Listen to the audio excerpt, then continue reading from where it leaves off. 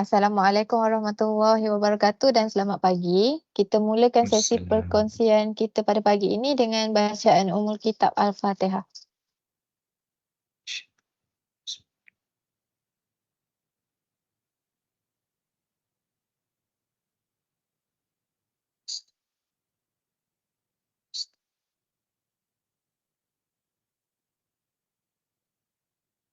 Terlebih dahulu, saya ingin mengucapkan terima kasih kepada tuan-puan yang sudi bersama-sama saya pada pagi ini bagi mendengar perkongsian berkaitan teguh dalam mempertahankan prinsip yang disepakati, istiqomah teras kejayaan yang akan disampaikan oleh Dr. Tuan Siddiq bin Tuan Muda, Timbalan Dekan Akademik dan Hal Ehwal Pelajar Pusat Sains Kemanusiaan UMPSA.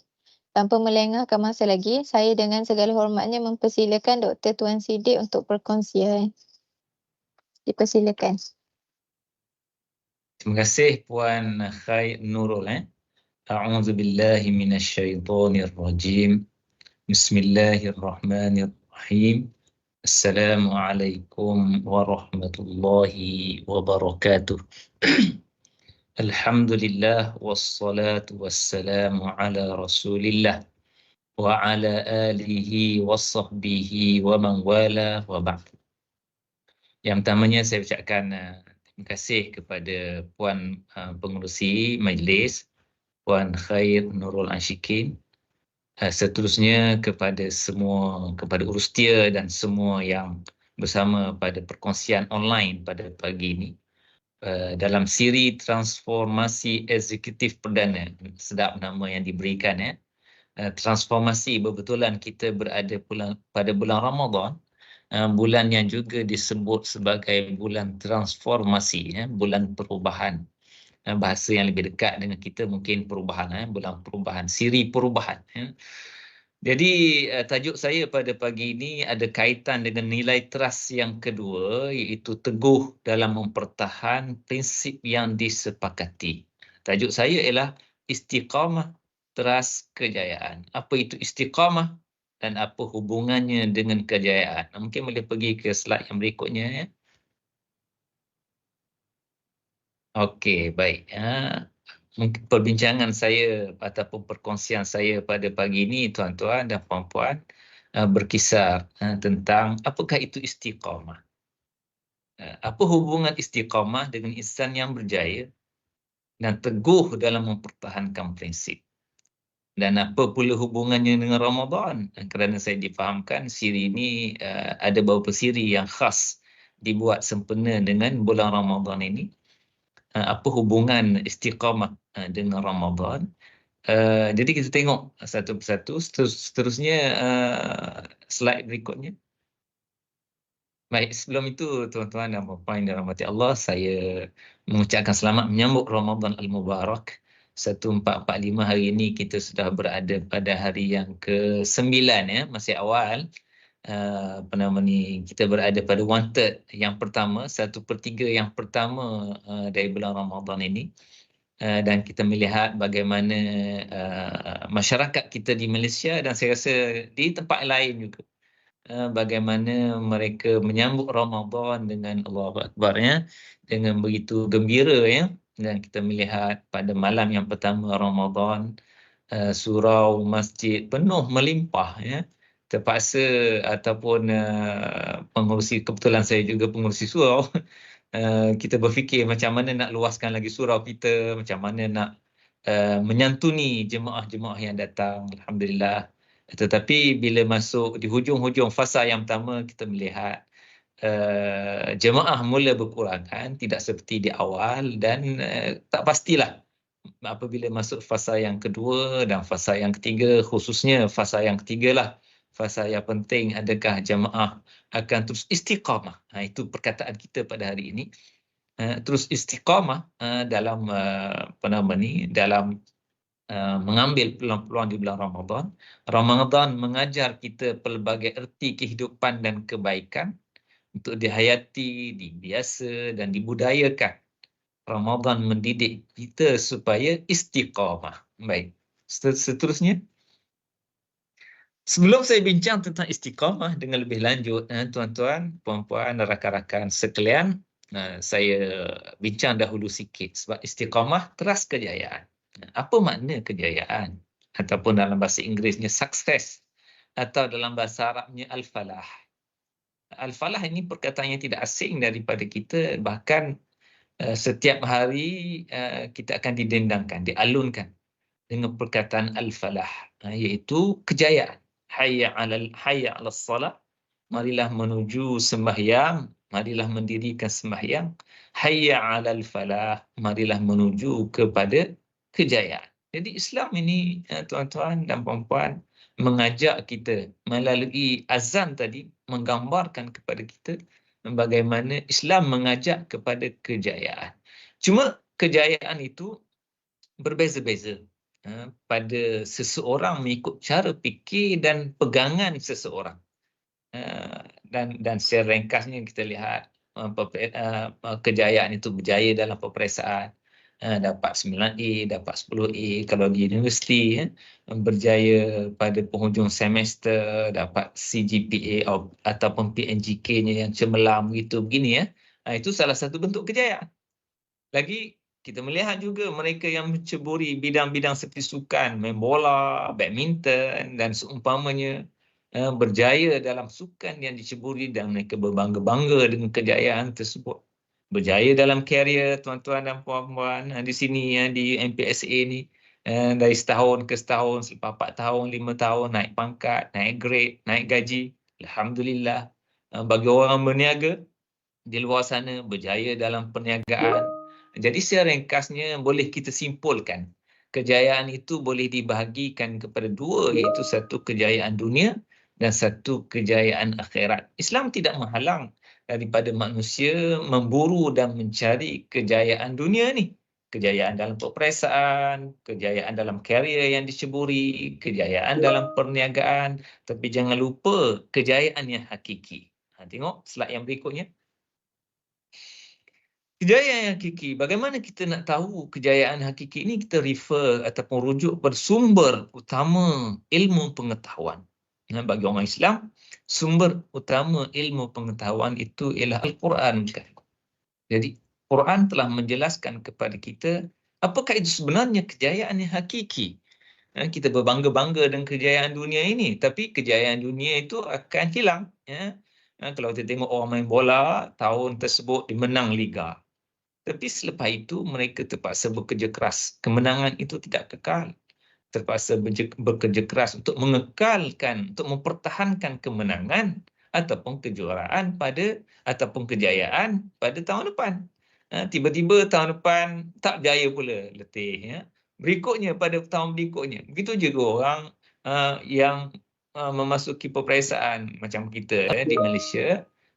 Pelbagai bentuk peperiksaan. Kalau zaman saya dulu ada penilaian darjah 5 zaman itu. Kemudian ada SRP, habis penilaian darjah 5 kita gembira dengan kejayaan ataupun bersedih kerana tak dapat apa yang kita nak capai. Kemudian selepas itu kita berpenat lelah pula kena belajar untuk peperiksaan yang berikutnya dan sehingga SPM dan berikutnya lah. Begitulah ya tuan-tuan dan puan-puan yang dirahmati Allah. Tetapi sebenarnya apakah kejayaan yang hakiki yang kalau dapat kejayaan ini, seorang itu hilang lelah penatnya, akan merasai nikmat yang sangat besar? Maka kita rujuk firman Allah Subhanahu wa taala sebagaimana Allah Taala menyebut dalam surah Al-Buruj ayat yang ke-11, innal ladzina amanu wa 'amilus solihat lahum jannatun tajri min tahtiha al-anhar dzalikal fawzul kabir. Sesungguhnya orang-orang yang beriman.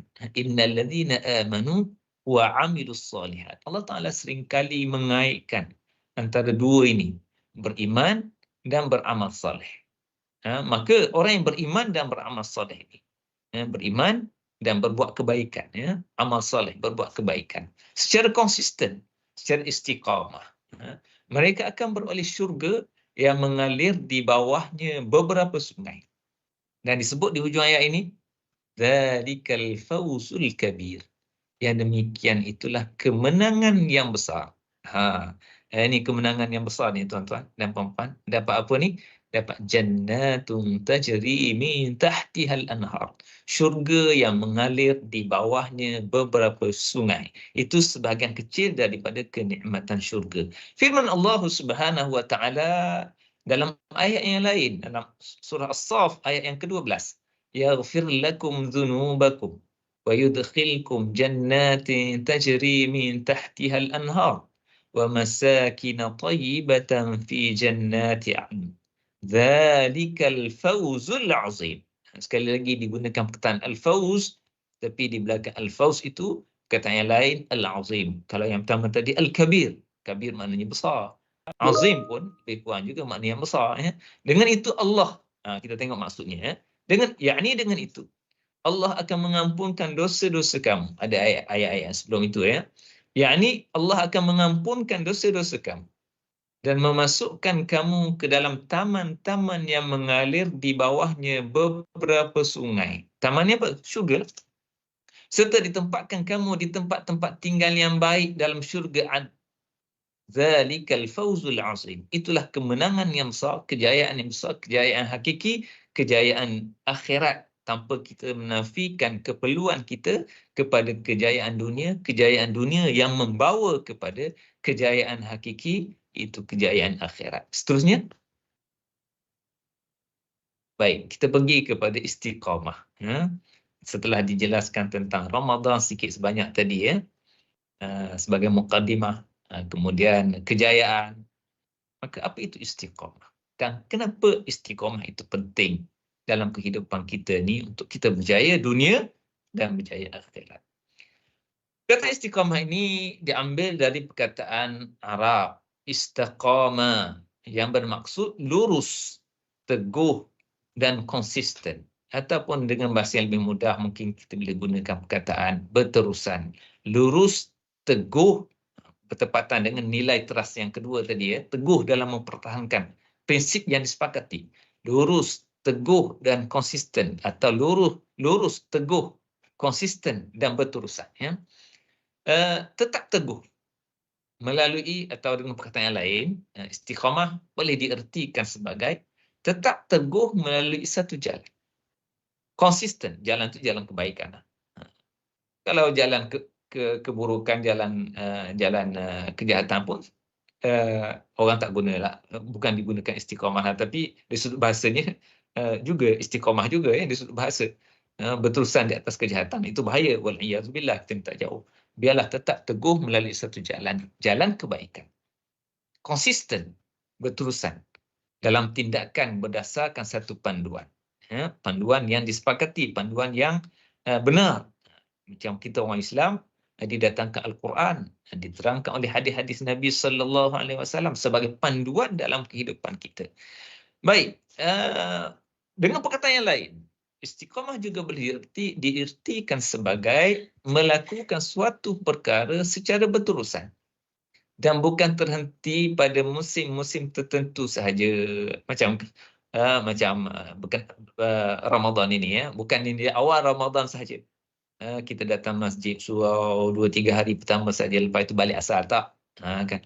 Ataupun meriah masa Ramadan saja, surau masjid dipenuhi di bulan Ramadan, bulan lain sunyi sepi, tidak. Tetapi berterusan di sini, istiqamah ialah tidak terhenti, bukan terhenti pada musim-musim tertentu sahaja, tetapi dibuat secara berterusan. Lagi, definisi ataupun erti boleh juga diertikan dengan sikap yang tegas, konsisten, tidak ke kiri, tidak ke kanan, ikut jalan yang lurus. Ini definisi ataupun pengertian yang diberikan oleh seorang profesor, Azumardi Azra, profesor Indonesia yang tersohor.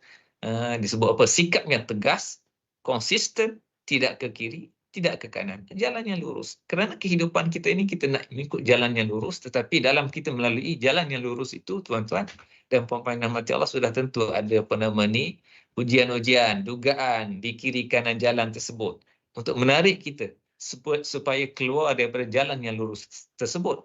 Dan dengan istiqamah, kita terus tegas berada pada jalan yang lurus, konsisten, tidak jatuh ke kiri ataupun tidak jatuh ke kanan. Menurut Islam, istiqamah ialah sentiasa teguh. mengikut ketaatan kepada Allah Subhanahu wa taala sebagaimana yang didefinisikan oleh Imam An-Nawawi rahimahullah. Kemudian ada juga pengertian yang lain yang hampir sama juga.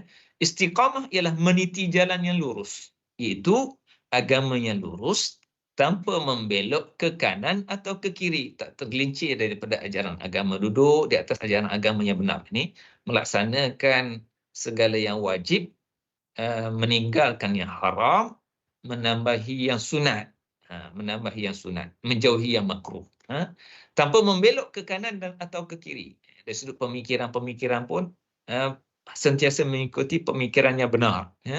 Istiqamah mencakup melakukan semua ketaatan yang lahir dan batin dan meninggalkan semua perkara yang dilarang. Itu sedikit sebanyak tentang makna istiqamah. Cuba kita tengok slide yang berikutnya. Baik. Al-Quran dan hadis tentang istiqamah. Di sana terdapat beberapa ayat Al-Quran dan juga hadis-hadis Nabi sallallahu alaihi wasallam yang menjelaskan kepada kita tentang peri pentingnya istiqamah. Sebagaimana Allah Taala menyebut pada ayat ini yang saya kongsikan ini, firman Allah Subhanahu wa taala, "Qul innama ana basyarum mislukum yuha ilayya annama ilahukum ilahun wahid fastaqimu ilaihi wastaghfiruh wa wailul lil musyrikin." Yang bermaksud, katakanlah wahai Muhammad, sesungguhnya aku hanyalah seorang manusia seperti kamu, diwahyukan kepadaku bahawa Tuhan kamu hanyalah Tuhan yang satu. Maka hendaklah kamu, di situ saya highlightkan dengan warna merah, tetap teguh di atas jalan yang betul lurus, yakni yang membawa kepada mencapai keredaannya. Dalam nas Arabnya macam mana? Fastaqimu ilaih. Kalau kita boleh tengok pada ayat Quran tu, qul innama ana basyarum mislukum yuha ilayya annama ilahukum ilahun wahid fastaqimu. Tadi saya telah sebut semasa slide yang sebelum ni, istiqamah berasal daripada perkataan istaqi, daripada istaqamah, istaqim, fastaqimu. Maka hendaklah kamu tetap teguh di atas jalan yang betul, lurus, yakni yang membawa kepada mencapai keredaannya. Serta pohonlah kepadanya, yakni kepada Allah, untuk mengampuni dosa-dosa kamu yang telah lalu, dan ingatlah kecelakaan besar bagi orang-orang yang mempersekutukannya dengan sesuatu yang lain. Okey, kita tengok ayat yang berikutnya. Silakan. Baik, firman Allah Subhanahu wa taala pada ayat yang berikutnya, Asy-Syura ayat 15. Falidzalika fad'u wastaqim kama umirt wa la tattabi' ahwa'ahum wa qul amantu bima anzalallah min kitab. Baik, maksudnya apa? Saya tak baca habis ayat ni, saya ambil sikit saja yang berkaitan dengan perkataan istiqamah tadi. Oleh kerana yang demikian, maka serulah mereka, yakni wahai Muhammad, kepada beragama dengan betul, serta wastaqim, di situ wastaqim, tetap teguhlah engkau menjalankannya sebagaimana kama umirta, sebagaimana yang diperintahkan kepada kamu, dan janganlah engkau menurut kehendak hawa nafsu mereka. Jadi apa nama ni, dalam kita nak istiqamah ni bukan satu benda mudah, ada cubaan-cubaan, ada tarikan-tarikan yang cuba memesong, memalingkan kita, yang insya-Allah saya akan kongsikan nanti pada bahagian yang berikutnya. Next slide. Ayat yang berikutnya. Baik, kita tengok di sini ayat Hud 111 sehingga 112. Firman Allah Subhanahu wa taala, wa inna kullal lamma la yuwaffiyannahum rabbuka a'malahum innahu bima ya'maluna khabir fastaqim. Perkataan fastaqim itulah yang menunjukkan kepada perintah supaya istiqamah. Fastaqim kama umirt wa man taba ma'aka wa la tatghaw innahu bima ta'maluna basir. Yang bermaksud, dan sesungguhnya tiap-tiap seorang akan disempurnakan oleh Tuhanmu balasan amal mereka. Sesungguhnya Allah amat mendalam pengetahuannya tentang apa yang mereka kerjakan. Oleh itu, Oleh itu, hendaklah engkau, wahai Muhammad, dan kita jugalah, sentiasa tetap teguh, fastaqim. Sentiasa tetap teguh di atas jalan yang betul. Fastaqim kama umirt. Tetap teguh di atas jalan yang betul, sebagaimana yang diperintahkan kepada kamu. Jadi, berkaitan dengan ayat ini juga, Nabi SAW menyebut, syayyabatni hudun. Menjadikan aku ni, Nabi kata, surah Hud ini, ayat ini, syayyabatni hudun. Menjadikan aku ni beruban. Menjadikan aku ni beruban. Syaibah itu maknanya uban. Syayyabatni hudun. Surah Hud, yakni ayat fastaqim kama umir. Maka istiqamahlah kamu, sebagaimana yang diperintahkan kepada kamu. Nabi kata, syayyabatni hudun. Jadi uban aku dengan ayat ini. Sebab apa, tuan-tuan dan puan-puan?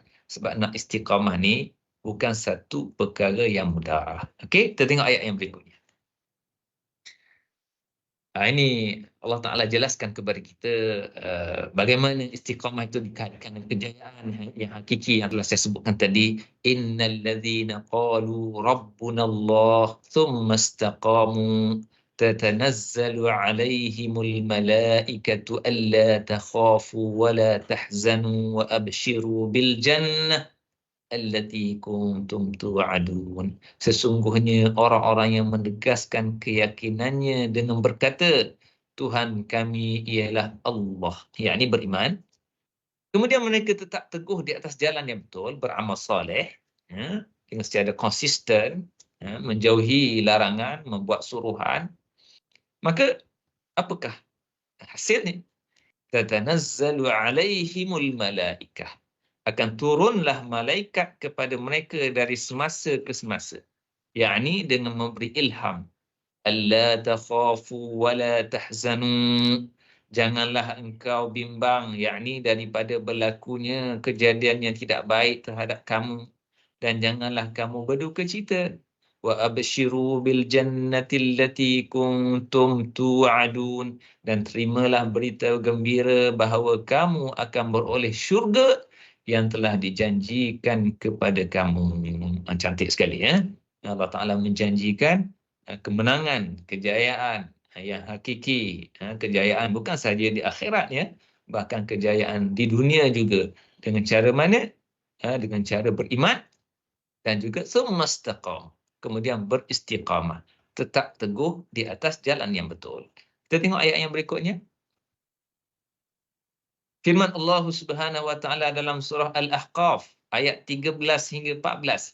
Innal ladzina qalu rabbuna Allah thumma istaqamu fala khaufun 'alaihim wala hum yahzanun. Ini juga ayat yang menjelaskan kepada kita tentang hasil daripada istiqamah tadi, yang menjadi teras kepada kejayaan. Sesungguhnya orang-orang yang menegaskan keyakinannya dengan berkata, apa kata mereka? Rabbuna Allah. Tuhan kami ialah Allah. Thumma istaqamu. Kemudian mereka tetap teguh, yakni istiqamah di atas jalan yang betul, yakni dengan pengakuan iman dan tauhidnya itu, serta amal solehnya. Fala khawfun alaihim wala hum yahzanun. Maka tidak ada kebimbangan daripada sesuatu yang tidak baik terhadap mereka, dan mereka pula tidak akan berduka cita. Dan ulaika ashabul jannah. Ini balasannya. Ulaika ashabul jannah khalidina fiha jaza bima kanu ya'malun. Mereka lah ahli syurga. Tetap kekal mereka di dalamnya sebagai balasan bagi amal-amal soleh yang mereka telah kerjakan. Baik, kita tengok ayat yang berikutnya. Habis dah ayat Quran yang telah saya kongsikan, tuan-tuan dan puan-puan. Kita tengok hadis Nabi sallallahu alaihi wasallam berkaitan dengan anjuran dan perintah istiqamah ini. An Abi Amr wa qila Abi Amrah Sufyan ibn Abdullah Al-Thaqafi radhiyallahu anhu qala qultu ya Rasulullah qul li fil islami qawlan la as'alu anhu ahadan ghairak. Qala qul amantu billah thumma istaqim.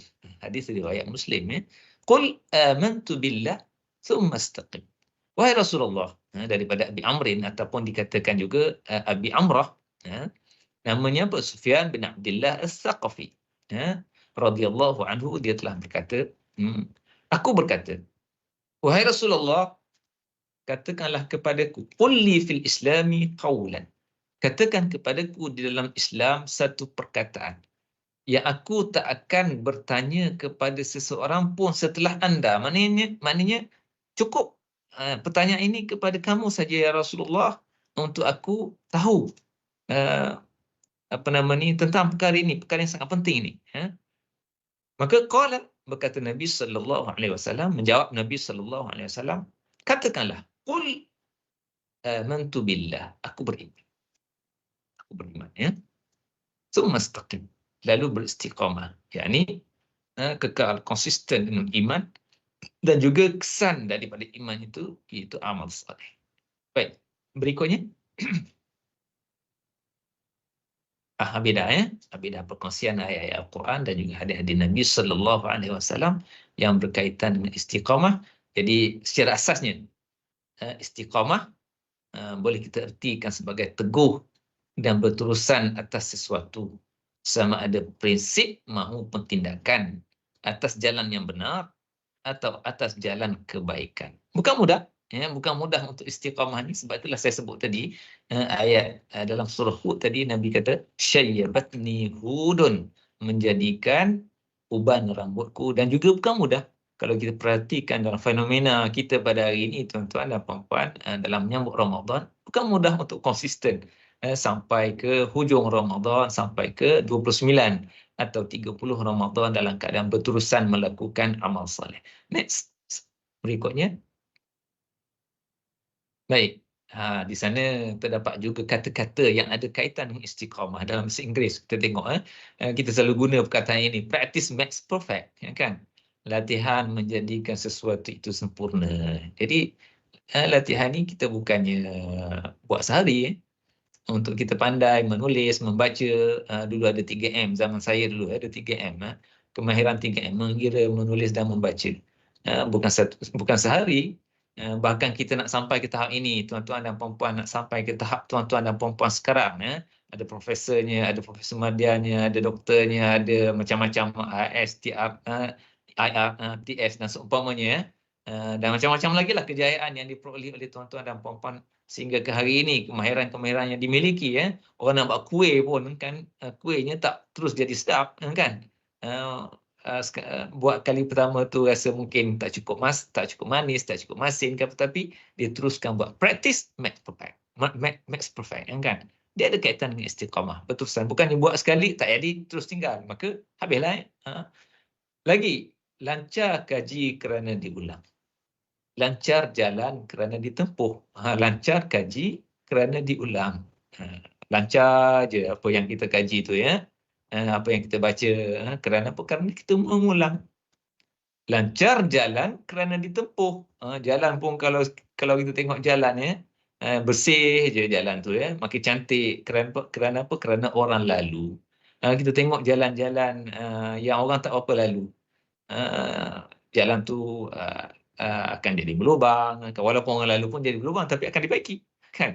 Kalau jalan tu tak dilalui, daun-daun, pokok, rumput-rumput akan tumbuh pada jalan tersebut, maka benarlah, lancar kaji kerana diulang, lancar jalan kerana ditempuh. Ini kata-kata yang sangat masyhur dalam masyarakat kita. Belakang parang, kalau diasah, nescaya tajam. Ini juga ada kaitan dengan istiqamah, berterusan. Mengasah parang, belakang parang. Kalau kita tengok parang tu dia tebal, macam mana, berapa tahun agaknya kita duk mengasah, asah. Orang kata tak ada kerja, kan. Tapi nak gambarkan kepada kita bagaimana kalau sekiranya seorang itu tekun, teguh di atas prinsip, di atas perbuatannya itu berterusan, nescaya dia akan mencapai kejayaan. Dalam pepatah Arab pun ada, idza takarrara taqarrara. Ini kena sebut betul-betul. Makhrajnya mesti tepat. Kerana kalau makhraj tak tepat, bunyi macam sama. Bunyi macam sama. Ka dengan qa. Idza takarrara taqarrara. Apa makna takarrara?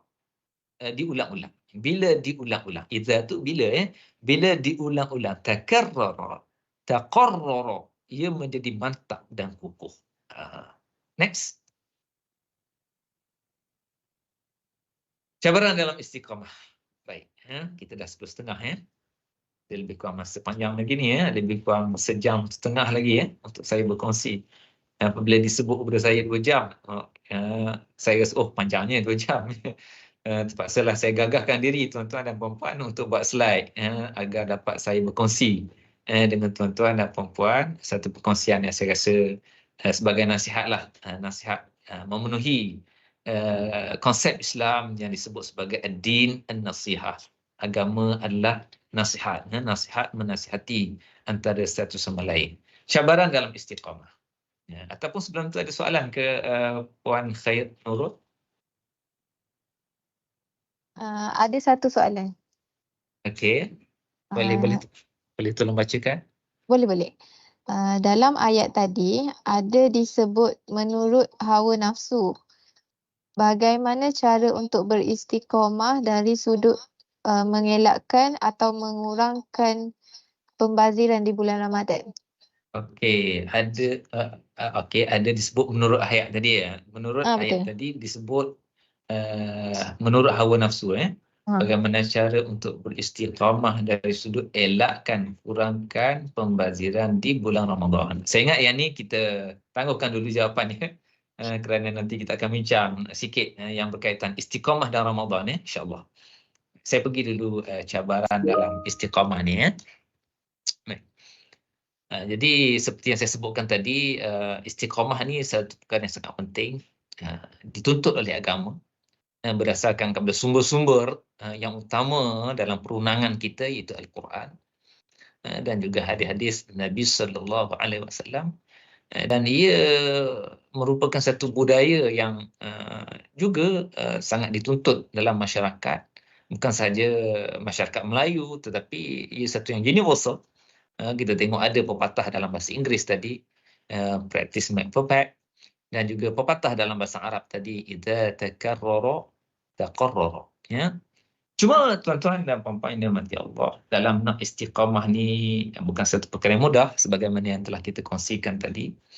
Nak buat kebaikan ni bukan satu perkara yang mudah. Kita ada musuh-musuh kita ada musuh-musuh yang telah dikategorikan oleh Imam Al-Ghazali rahimahullah dalam kitabnya Minhajul Abidin. Imam Al-Ghazali rahimahullah telah kategorikan musuh kita ni kepada 4.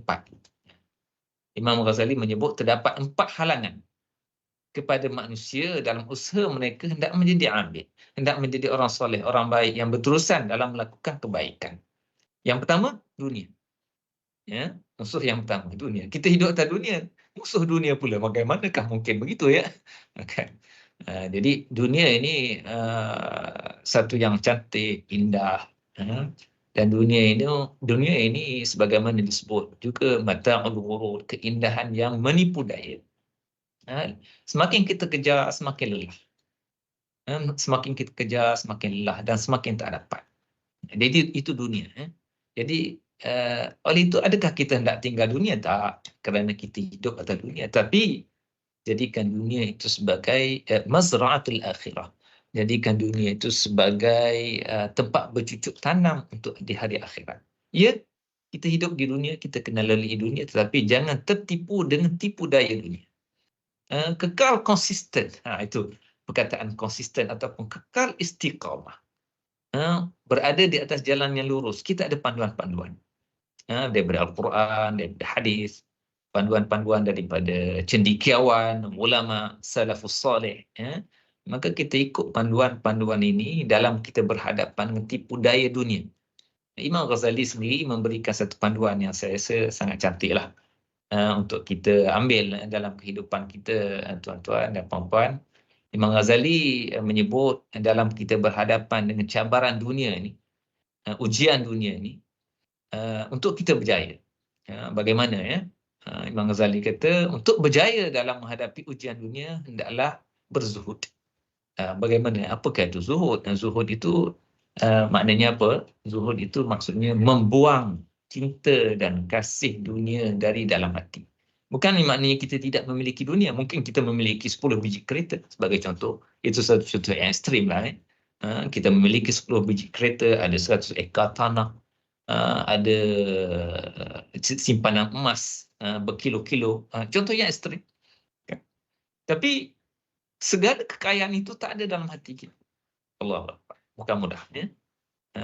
Dan tidak semestinya orang yang berzuhud itu miskin, tak.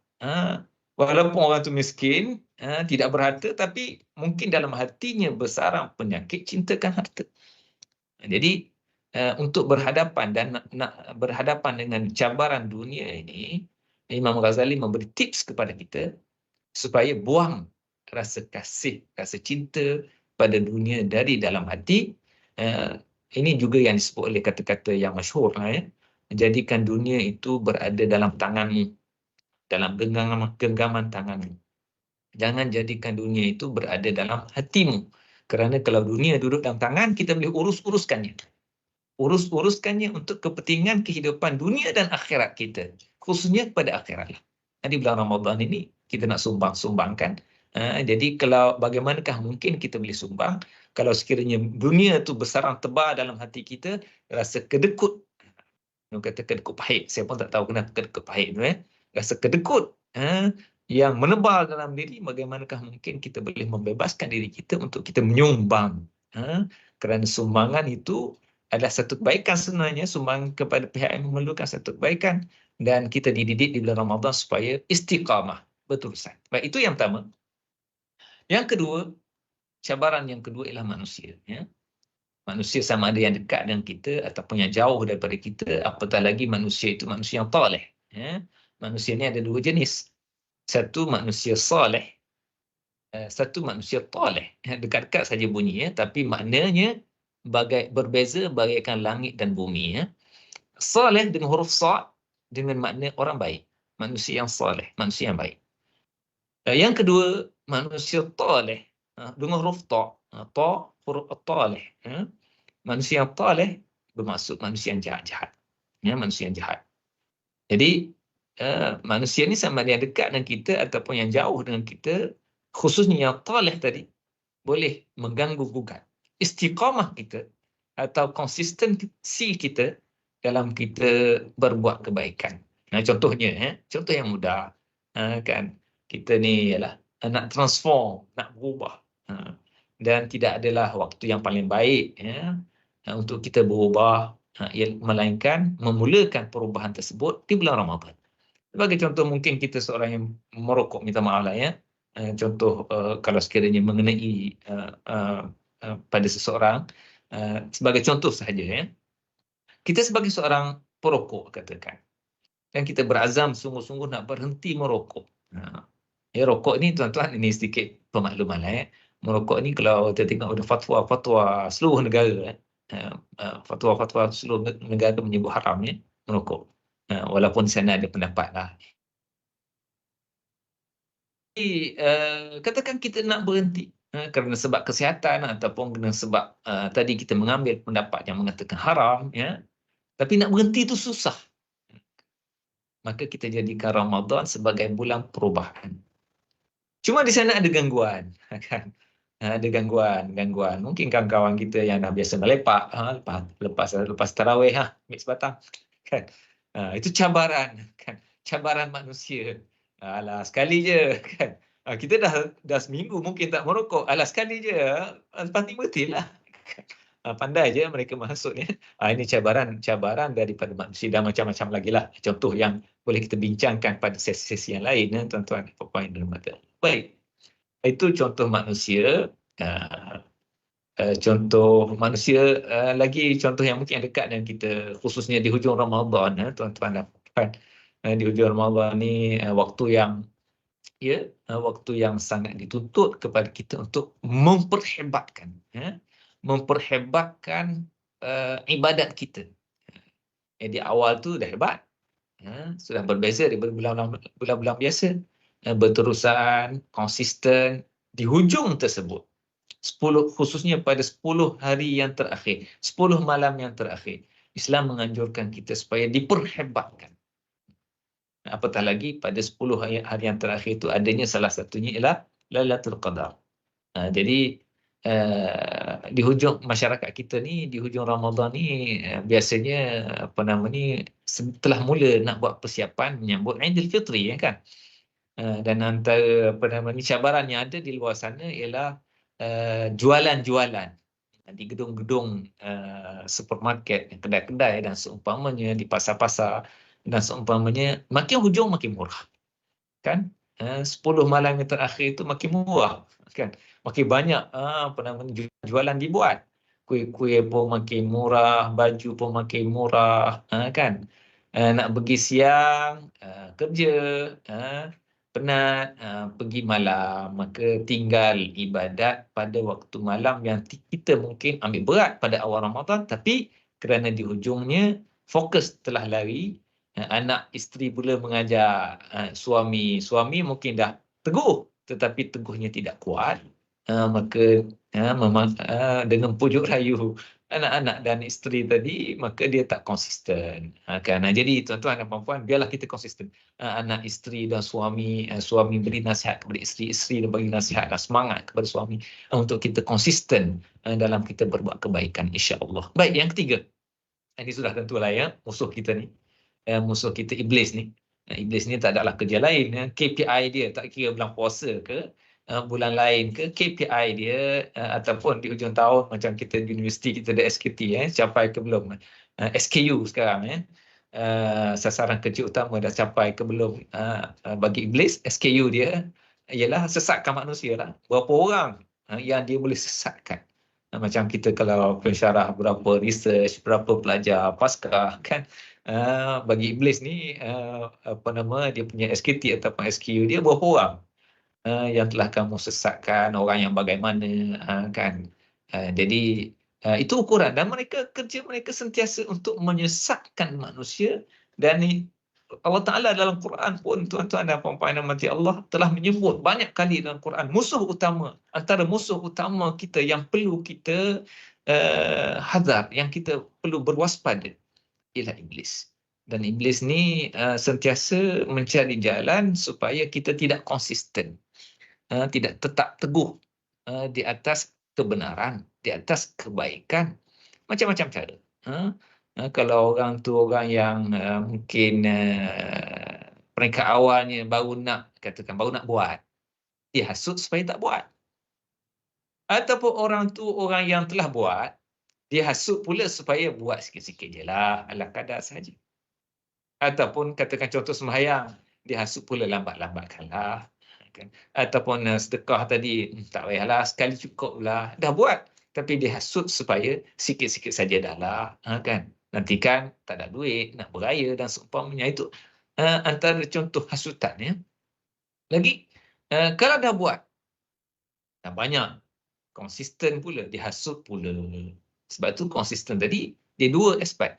Satu zahir, satu batin. Dia hasut pula supaya apa?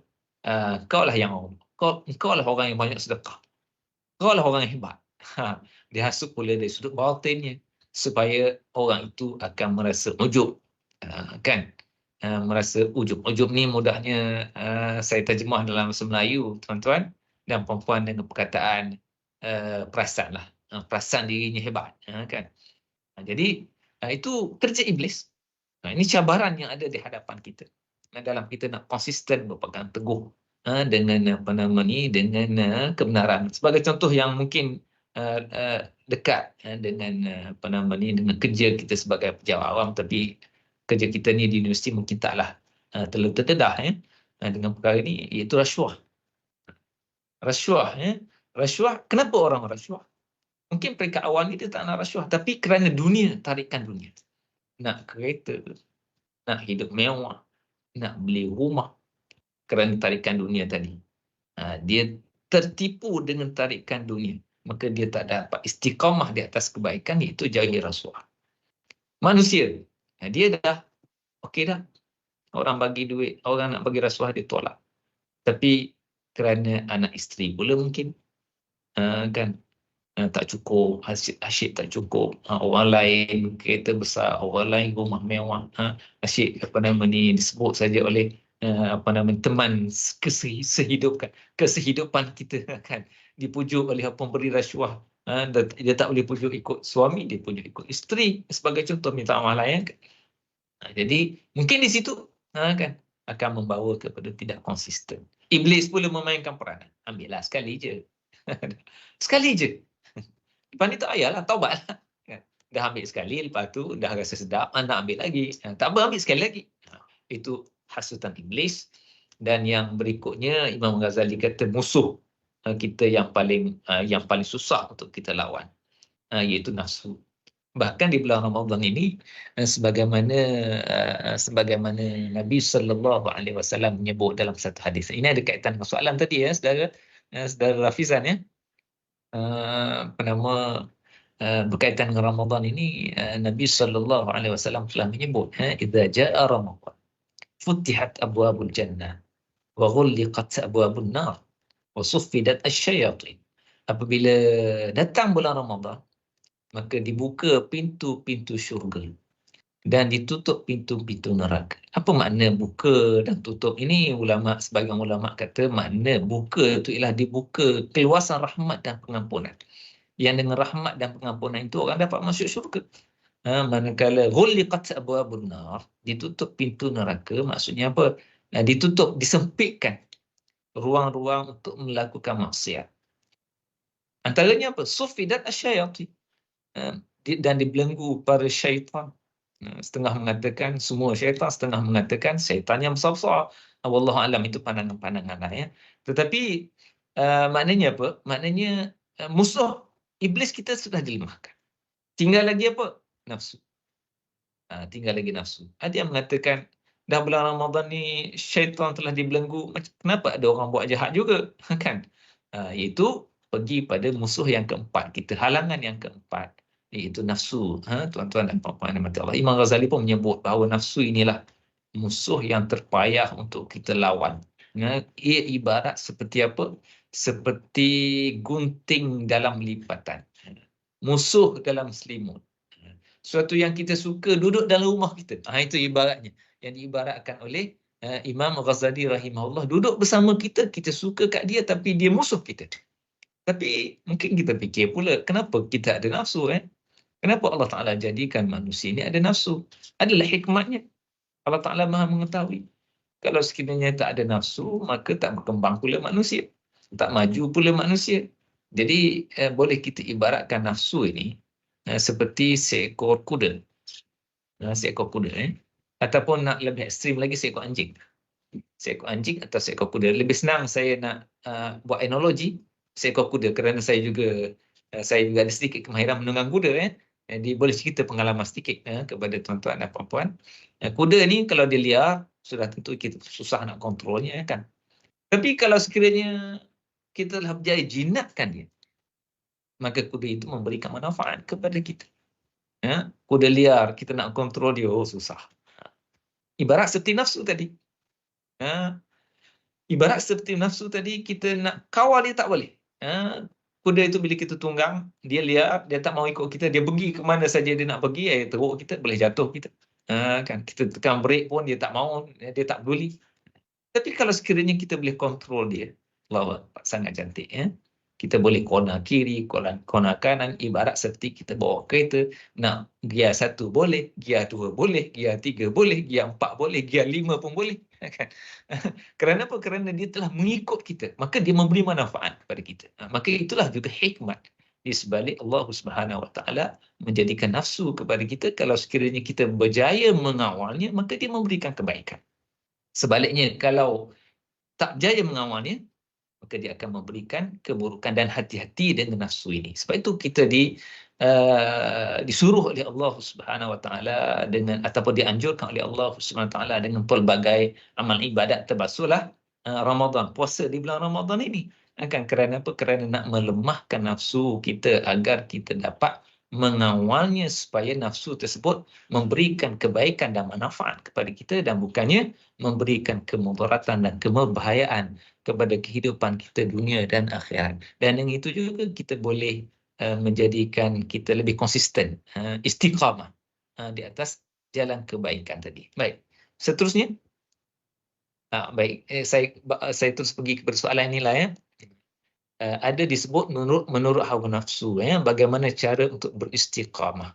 Dari sudut elakkan kurangkan pembaziran di bulan Ramadan. Baik. Yang tu tuan-tuan dan puan-puan, dia kena balik kepada kesedaran diri. Kesedaran diri, penghayatan terhadap bulan Ramadan. Bulan Ramadan ini bukan bulan untuk makan dan minum kan. Dan waktu malam itu bukan untuk makan dan minum. Waktu malam itu untuk kita ibadat. Waktu siang untuk kita puasa. Cuma kita dibenarkan berbuka. Dan dalam kita berbuka itu kita dianjurkan supaya berbuka dengan cara yang sederhana. Sudah tentu pada petang itu. Kalau kita pergi ke pasar, bazar Ramadan, dalam keadaan lapar, kita rasa tertarik dengan pelbagai juadah menu yang dijual. Ayam perciknya, air kelapanya, air apa lagi, air kasiranya, air tebunya. Mungkin anak nak beli air tebu, anak yang sulung nak beli air tebu, anak yang kedua nak air kasira, isteri pula nak roti john, suami pula nak martabak sebagai contohnya. Jadi saya rasa kehendak itu perlu dimurnikan. Manusia berlainan kehendak, tapi kita perlu menguruskan kehidupan kita ni, pembelian kita bukan berasaskan kepada kehendak, tapi biarlah berasaskan kepada keperluan. Itu satu, berasaskan kepada keperluan. Kita bincang. Kita bersama ahli keluarga, kalau bersama ahli keluarga lah, kalau seorang diri, kita pun kena fikir, kena berfikir dulu. Kena bertindak mengikut akal. Dan bukannya mengikut nafsu. Beli ni perlu ke kehendak? Perlu kehendak? Perlukah atau kehendak? Jadi kalau kehendak itu bukan keperluan, melebihi daripada keperluan, maka itu adalah nafsu. Itu adalah nafsu yang tak baik, yang tidak memberi manfaat. Maka kita tinggalkan. Perlu ada kekuatan untuk meninggalkannya lah. Perlu ada kekuatan. Baca doa lah. Antaranya baca doa. Minta doa pada Allah, ya Allah berilah kekuatan kepadaku, ya Allah. Agar aku pergi ke pasar ini, aku hanya beli yang perlu-perlu saja, ya Allah. Kan? Itu antara doanya lah mungkin yang mungkin kita boleh baca, tuan-tuan dan puan, apabila kita pergi ke bazar Ramadan. Begitu ya, tuan ya. Macam mana kita nak cara untuk beristiqamah di sudut elakkan kurangkan pembaziran di bulan Ramadan, kita ukur dari sudut keperluan dan juga kehendak. Tinggalkan kehendak, ambil keperluan. InsyaAllah bila kita ambil keperluan sahaja, tidak membazirlah, cukup-cukup sahaja kuih-kuih ataupun menu yang kita beli ataupun sediakan di bulan Ramadan. Baik. Berikutnya Ramadan dan istiqamah. Jadi program ini program transformasi ini, ceramah transformasi eksekutif ini, saya difahamkan diadakan khas, ada beberapa siri khas sempena dengan Ramadan ini. Jadi apa kaitan antara Ramadan dan istiqamah ini jadi kalau tengok di bulan Ramadan ini, bulan puasa bulan-bulan lain kita tak dianjurkan puasa sebulan secara wajib. Sunat itu adalah Senin Khamis, 3 hari dalam sebulan, atau hari-hari tertentu, ataupun selang sehari. Jadi di bulan Ramadan kita diwajibkan berpuasa. Puasa itu sebulan pula. Why? Why? Pernahkah tuan-tuan dan puan-puan berfikir, kenapa sebulan? Kenapa tak sehari? Kenapa tak 2 bulan? Panjang sikit. Akhirnya, kalau terfikir sebegitu, Allah Ta'ala Maha mengetahui. Kita letakkan di situ dulu. Kita pulangkan di situ. Allah Ta'ala Maha mengetahui. Setiap perintah itu sudah tentu mengandungi kebaikan. Ataupun dalam bahasa fiqhnya disebut sebagai maslahah. Setiap perintah itu sudah tentu mengandungi maslahah. Terjemah dalam bahasa Melayunya, kebaikan ataupun manfaat.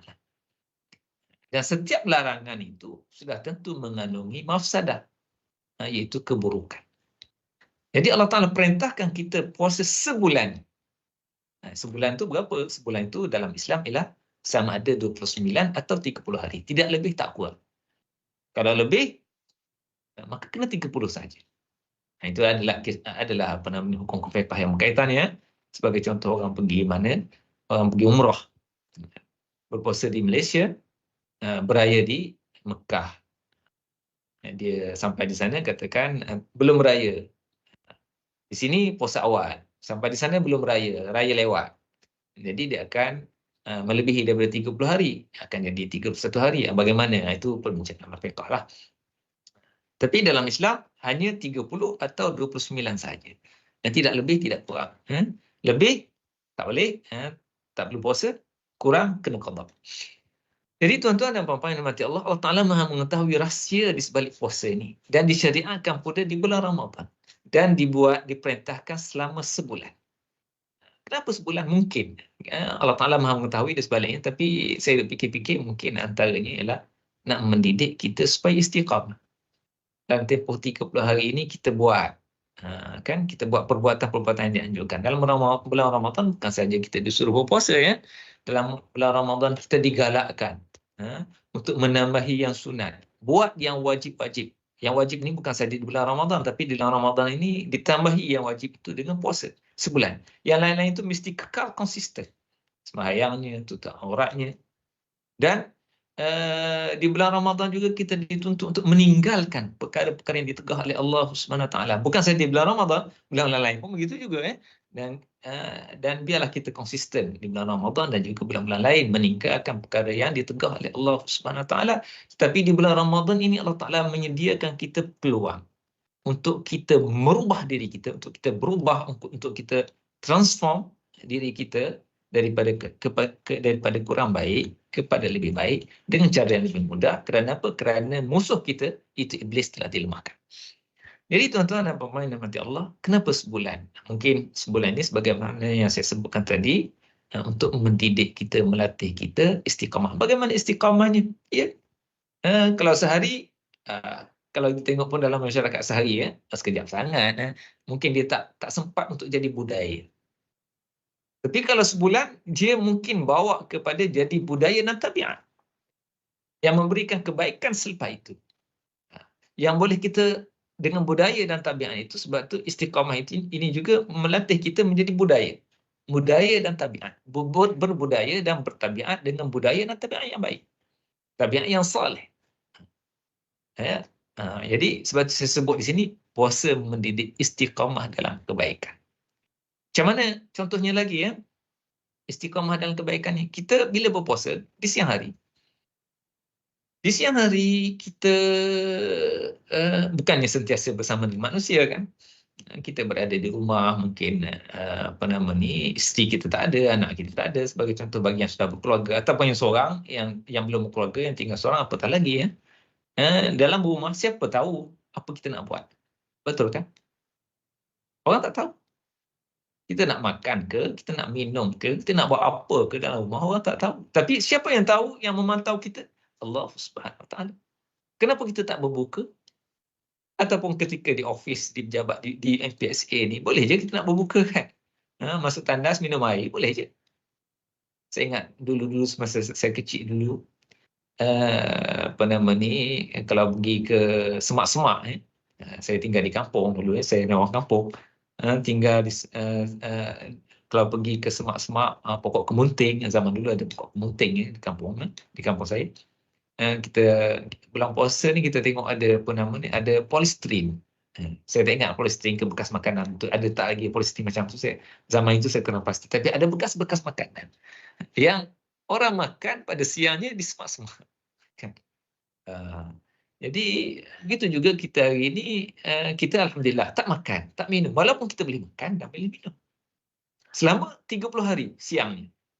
Kerana apa? Kerana nak melatih kita istiqamah, berterusan, tetap teguh di atas kebaikan, dengan kita merasakan kita ni dipantau oleh kuasa yang maha besar, iaitu Allah Subhanahu Wa Taala. Selama 30 hari kita dilatih seperti itu. Kan? Betul tak tuan-tuan dan puan-puan? Selama 30 hari kita latih, kenapa kita tak makan dan minum? Kerana kita yakin Allah Ta'ala sedang memantau kita. Allah Ta'ala Maha mengetahui perbuatan kita walaupun tidak dilihat oleh manusia. Ia memberikan kebaikan kepada kita. Di mana-mana pun kita pergi, kita rasa dipantau oleh Allah Subhanahu Wa Ta'ala. Even pada kisah rasuah yang saya sebutkan tadi kan, orang tak kita berdua sahaja dengan pemberi rasuah sebagai contoh. Orang lain tak tahu, tapi Allah Maha mengetahui. Lambat laun yang tidak baik itu akan terbuka juga. Tidak di dunia, tidak di akhirat. Jadi, puasa mendidik kita istiqamah dalam kebaikan. Ramadan mendidik istiqamah dalam berpuasa, setelah saya jelaskan tadi. Bersedekah. Bersedekah. Allahu Akbar. Bulan Ramadan ni bulan orang jadi pemurah.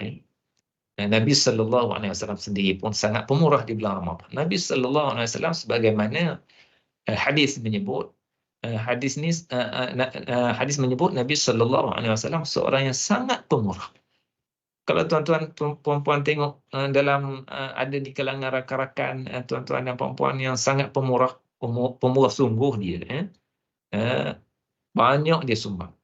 Nabi SAW pemurah lagi. Tapi Nabi SAW lagilah pemurah di bulan Ramadan. Jadi atas semangat itu kita mengambil peluang di bulan Ramadan ini untuk kita mendidik, melatih diri kita supaya jadi pemurah juga, bersedekah ataupun memberikan hadiah. Dan ia berlangsung selama sebulan. Sebab tu ada anjuran-anjuran bersedekah, memberi hadiah kan. Sebagai contohnya ada hadis Nabi SAW yang menyebut kepada kita, man fattara sha'iman, barang siapa yang memberi makan kepada orang yang berbuka puasa. Mungkin telah disebut oleh Dr. Helmi pada siri yang sebelum ni. Barang siapa yang memberi makan orang yang berbuka puasa, maka baginya pahala orang yang berbuka puasa tersebut. Maknanya dia dapat pahala orang yang berpuasa tersebut dengan berbuka puasa menggunakan makanan yang diberikan tanpa mengurangi pahala orang tersebut walaupun sedikit. Maknanya orang tu puasa dia dapat pahala.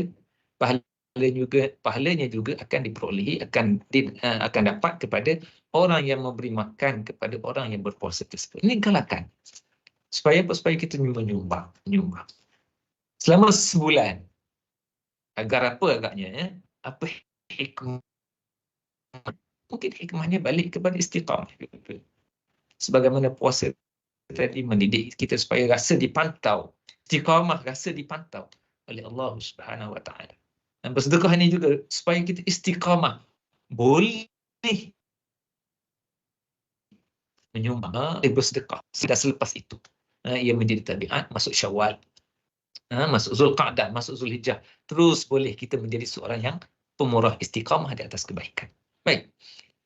Lagi di bulan Ramadan juga mendidik kita istiqamah dalam sembahyang, baca Quran, berbuat pelbagai kebaikan. Sembahyang bulan lain tak ada sembahyang sembahyang tarawih. Bulan Ramadan ada sembahyang tarawih. Kalau sembahyang bulan lain sembahyang tarawih itu bid'ah ya. Bulan Ramadan saja kita sembahyang tarawih. Dan sembahyang tarawih itu ada tempat buat 20, ada tempat buat 8, itu terpulanglah ya. Terpulang set up masjid dan surau masing-masing. Ada yang tazkirah, tak tazkirah, itu satu perkara yang saya rasa terpulang pada setup masing-masing mengikut kesesuaian. Baik. Cuma yang saya nak berkongsi dengan tuan-tuan dan puan-puan, bagaimana pada bulan Ramadan kita boleh sembahyang selama 29 malam atau 30 malam secara konsisten, 8 rakaat ataupun 20 rakaat. Ditambah pula dengan 3 witir, jadi 11 rakaat atau 23 rakaat. Secara konsisten. Allah. Ini juga melatih kita selama sebulan tadi, melatih kita supaya kita juga boleh konsisten pada bulan-bulan yang berikutnya. Mudah-mudahan. Dan satu lagi yang perlu kita ambil berat, tuan-tuan dan puan-puan, dalam kita nak latih diri kita istiqamah dan konsisten dalam bulan Ramadan ini, kena bijak meletakkan keutamaan. Itu yang disebut Ramadan mendidik seseorang menjadi seorang yang berdisiplin dan bijaksana dalam meletakkan keutamaan. Bijaksana dalam meletakkan keutamaan. Apa maksudnya ini? Maksudnya begini ya. Yang paling afdal.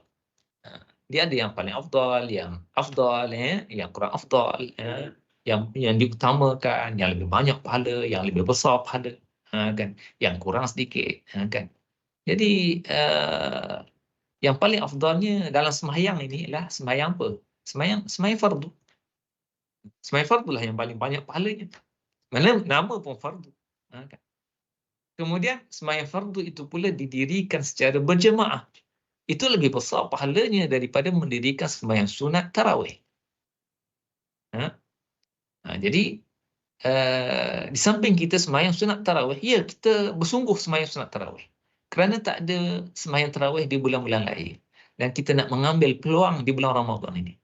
Tapi pendidikan istiqamah tadi juga pada keutamaan. Iaitu usahalah, didiklah diri kita untuk istiqamah di bulan Ramadan. Sembahyang fardu secara berjemaah, khususnya bagi sahabat-sahabat saya yang lelaki. Sembahyang zuhurnya, sembahyang asarnya, sembahyang maghribnya, sembahyang isyaknya, sembahyang subuhnya.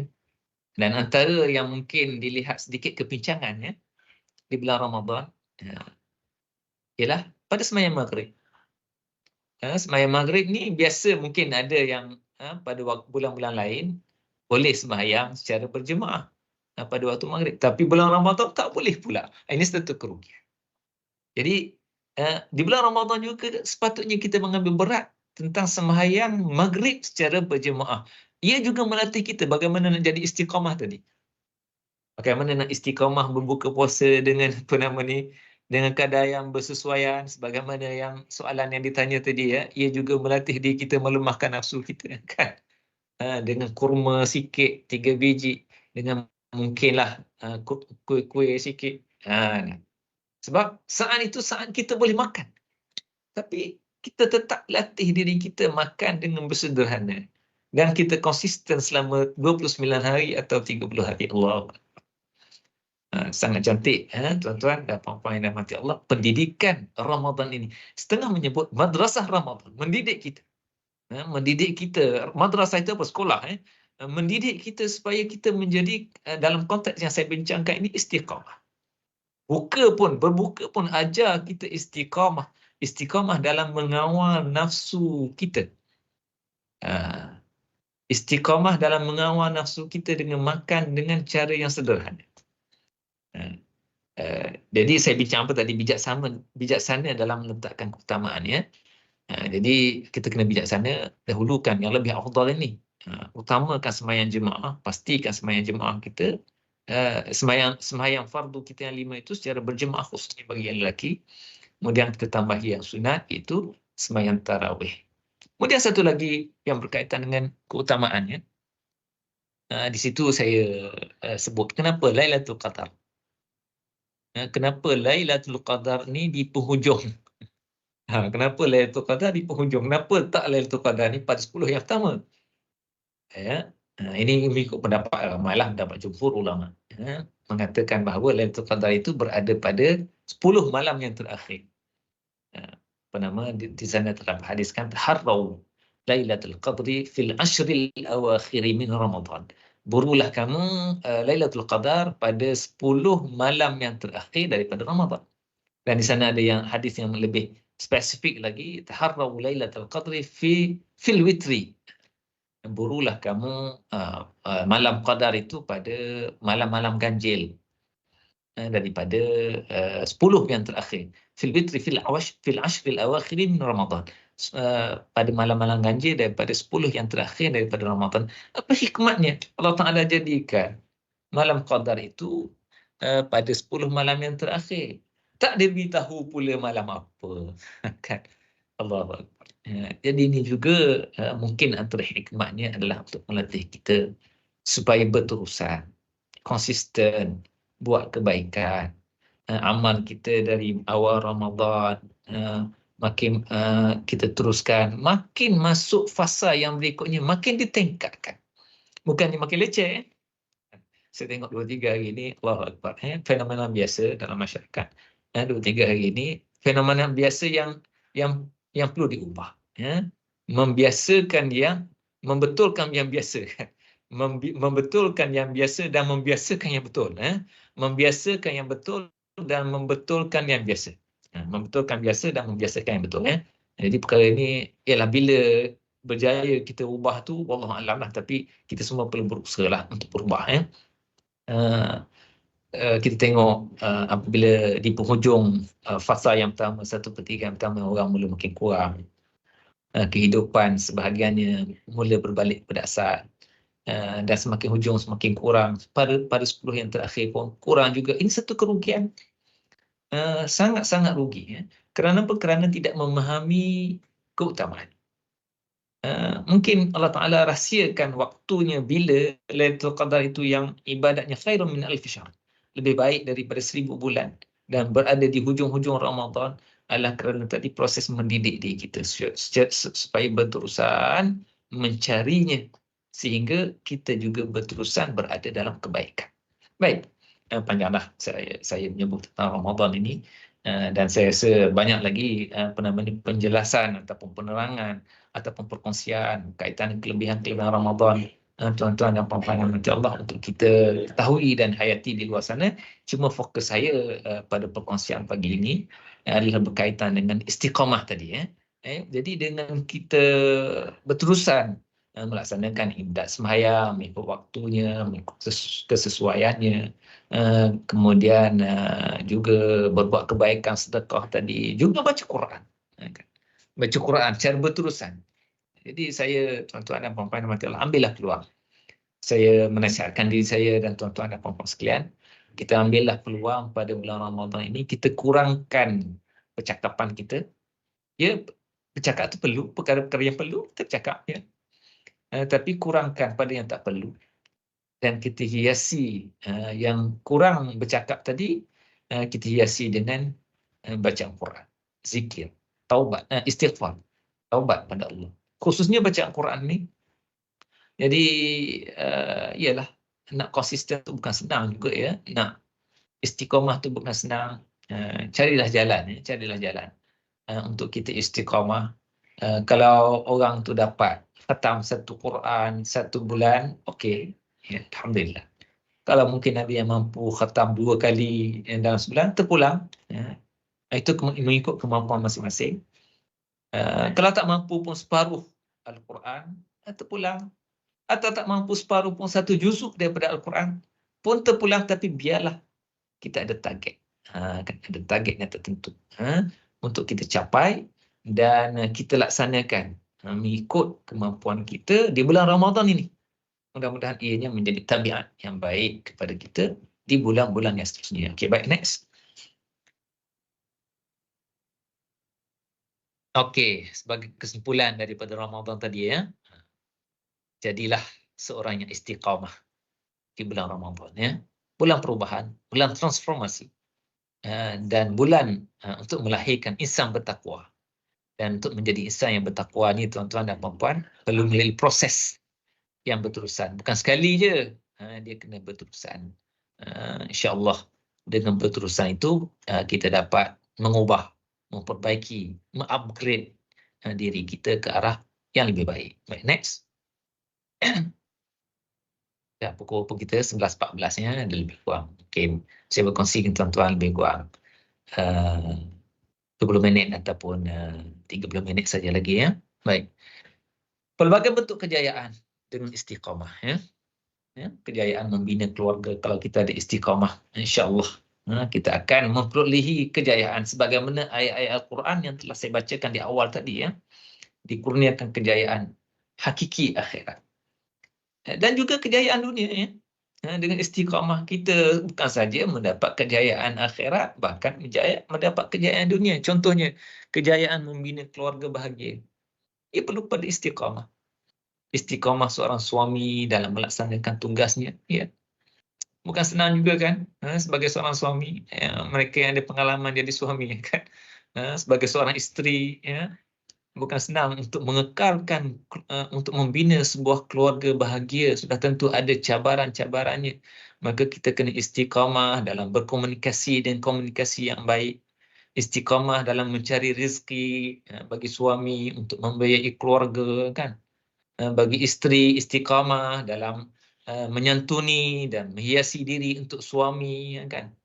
Istiqamah dalam mendidik anak-anak. Bukan satu perkara yang mudah juga, ya, dengan cabaran-cabaran yang ada. Tapi dengan istiqamah tersebut, insya-Allah kita akan dapat dikurniakan sebuah keluarga yang bahagia di atas dunia ni, dan mudah-mudahan dengan istiqamah itu juga kita dikurniakan kebahagiaan di hari akhirat. Kerana keluarga ni, tuan-tuan dan puan-puan, khususnya anak-anak, ya. Anak-anak itu bagi seorang ibu, bagi ibu dan bapa, anak-anak itu merupakan aset, ya. Aset kubur dan aset akhirat, ya. Pelaburan kubur dan pelaburan akhirat. Jadi istiqamah dalam mendidik mereka, berterusan mendidik mereka, tetap teguh mendidik mereka dengan kaedah pendidikan yang sesuai. Jadi nak mendidik anak ni pun bukan senang, ya. Bukan senang. Kita mengharapkan pertolongan Allah Subhanahu Wa Taala dengan cabaran-cabaran yang ada, media sosial dan seumpamanya. Nak jadi anak itu anak yang berguna dunia dan berguna akhirat. Tapi dengan istiqamah tadi, ya, kita sentiasa menasihati mereka dengan kaedah yang bersesuaian. InsyaAllah kita akan dapat hasilnya. Anak itu anak yang menjadi anak yang soleh, yang mudah-mudahan memberikan kebaikan kepada kehidupan dunia dan kehidupan akhirat kita. Baik, kita tengok lagi. Kejayaan dalam akademik. Kita berada di institusi akademik ini, Menara Gading. Kejayaan dalam akademik, membina kemahiran. Saya yakin tuan-tuan dan puan-puan ada pengalaman masing-masing dalam belajar, ya. Macam mana kita belajar, bagi yang mungkin ada PhD, macam mana nak capai PhD melalui pelbagai tribulasi, dengan izin bahasa yang agak tinggi, mihnah dan tribulasi, cabaran-cabaran yang ada di hadapan kita, kena travelnya dengan anaknya, dengan isterinya, perbelanjaan keuangannya, ada macam-macam, tapi kita konsisten, teguh, maka dapatlah kejayaannya. Begitulah juga kita tengok anak-anak kita nak berjaya dalam akademik, SPM ke, di universiti ke, mereka kena istiqamah, berterusan, membuat latihan, pergi kelas, melaksanakan tugasan-tugasan yang sepatutnya mereka laksanakan, maka dapatlah kejayaan, insya-Allah. Baik. Begitu juga dalam pekerjaan, kejayaan dalam pekerjaan, konsisten dari setahun ke setahun, dari setahun ke setahun, akhirnya kita dapat kemahiran, ya, dapat kemahiran bidang yang kita ataupun karier kita menguasai karier kita. Dengan penguasaan tersebut kita diberikan pengiktirafan, naik pangkat, naik grade, naik gaji. Itu salah satu bentuk kejayaan dunia, ya, yang dengan gaji tersebut boleh juga kita transform dengan kerja kita itu. Kerja kita bukan setakat kita nak dunia, ya, kerja tersebut boleh jadi juga kerja tersebut menjadi pelaburan di akhirat kita, kerana kerja ini kita memberikan kebaikan kepada manusia, kan. Kejayaan dalam penjagaan kesihatan, ya. Nak jadi slim. Saya ni alhamdulillah sentiasa slim. Kejayaan dalam penjagaan kesihatan, masuk umur 50-an, macam saya lah, ya. Sebahagian daripada sahabat-sahabat dah masuk 50-an, awal 50-an, akhir 50-an, dah nak pencen, masuk 40-an, umur 40-an mula didatangi oleh penyakit-penyakit yang tertentu, ya. Jadi macam mana kita nak jaga kesihatan kita, nak supaya berat yang unggul, kan, berat badan yang unggul, kesihatan yang baik. Jadi itu pun perlukan kepada istiqamah, tuan-tuan dan puan-puan.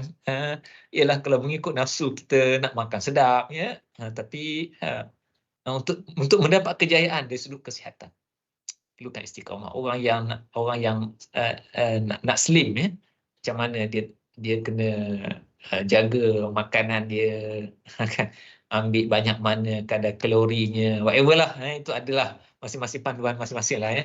Tapi pendek katanya, nak berjaya dalam penjagaan kesihatan pun mestilah istiqamah, berterusan, mengikut panduan yang telah ditetapkan. Dan akhir sekali, kejayaan menjadi orang yang bertaqin, orang yang bertakwa, juga melalui proses sebagaimana yang telah saya sebutkan tadi ya. Jadi Allah Subhanahu Wa Taala telah syariatkan kepada kita pelbagai suruhan. Ada sembahyangnya yang kita wajib buat 5 waktu sehari semalam. Berterusan. Bukan sekali je, tapi berterusan sehingga akhir hayat kita. Puasa setahun sekali sebulan. Sebulan setahun sekali. Berterusan sehingga akhir hayat kita. Haji ya, cuma haji itu setahun seumur hidup sekali kan, sebab haji itu payah nak buat, kena memerlukan perbelanjaan kan, dan juga orang ramai kena mengikut kota dia. Tapi yang lain-lain itu ada proses pengulangan, khususnya sembahyang setiap hari. Kenapa ya? Kenapa? Supaya tadilah istiqamah dengan amal yang dibuat tadi, yang akhirnya membentuk kita menjadi seorang yang bertakwa. Apa makna takwa? Takwa maksudnya melaksanakan segala perintah, meninggalkan larangannya, ataupun ada yang memberikan definisi yang lebih tinggi lagi, rindu untuk melakukan suruhan dan benci untuk untuk melakukan larangan, seronok untuk melakukan suruhan. Itu tahap takwa yang lebih tinggi lah, tuan-tuan dan puan-puan yang dirahmati Allah. Dan nak capai ke tahap itu bukanlah satu perkara yang mudah, melalui proses yang panjang. Orang nak jadi ahli tasawuf kan, dia melalui fasa-fasanya, marhalah-marhalahnya.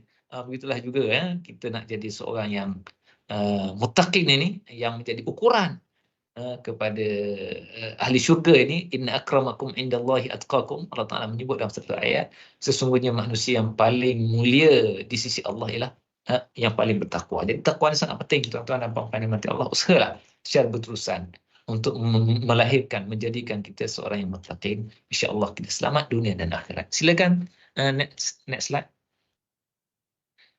Baik, pesan istiqamah kita dah berada di hujung lah Istiqamah membina budaya, membina tabiat yang baik. Saya bawakan di sini, tuan-tuan dan puan-puan, satu kata-kata lah. Bukan orang Islam, tetapi satu kata-kata yang baik yang kita boleh kongsi bersama. Stephen R. Covey dalam bukunya Seven Habits of Highly Effective People. Dia kata apa? Bukan dia bukan kata-kata dia. Saya dia quote juga daripada orang lain. Sow a thought, reap an action. Sow an action, reap a habit. Sow a habit, reap a character. Sow a character, reap a destiny. Tanamkan satu cara fikir yang baiklah akan menghasilkan satu perbuatan yang baik. Sow an action, tanamkan satu perbuatan yang baik. Reap a habit, maka menghasilkan satu tabiat yang baik. Kalau kita tanamkan tabiat yang baiklah, kalau kita tanamkan cara fikir yang baik, membawa kepada satu tindakan yang baik.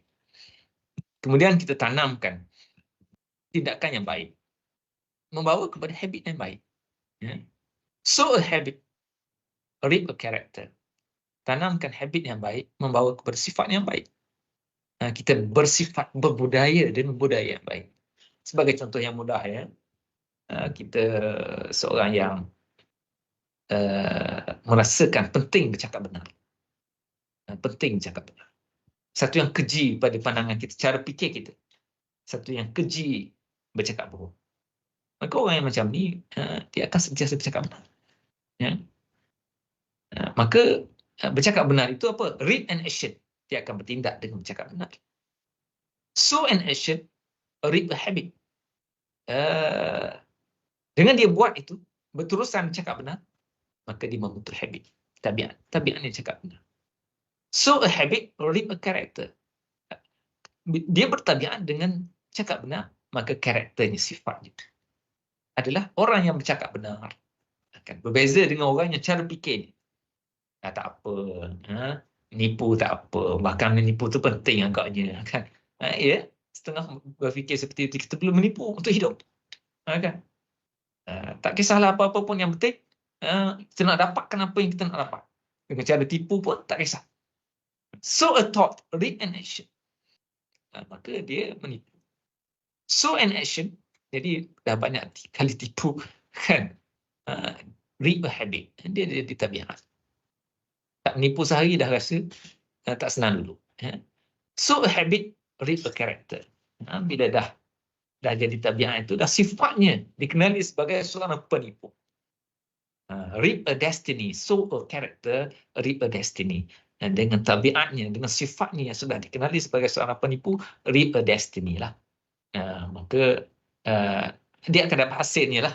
Hasilnya apa? Hasilnya tidak sedikit orang mungkin ya macam-macam lah, berbeza dengan orang yang bercakap benar tadi ya. Ini tuan-tuan dan puan-puan ada kaitan yang rapat dengan istiqamah ya. Baik, next. Baik, kita pergi pada yang terakhir, iaitu panduan untuk istiqamah ya. Ya, bukan mudah untuk istiqamah ya. Untuk berada di atas jalan kebenaran, untuk berbuat kebaikan.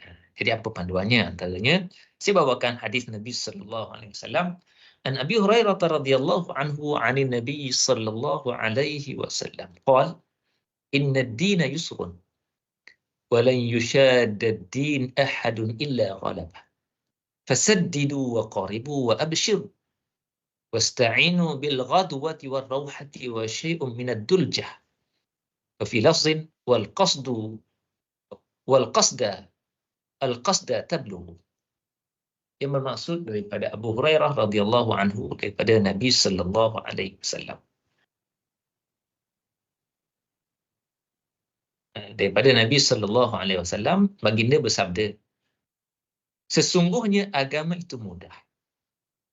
Tidak ada seorang pun yang mempersulitkan agama melainkan dia akan dikalahkan.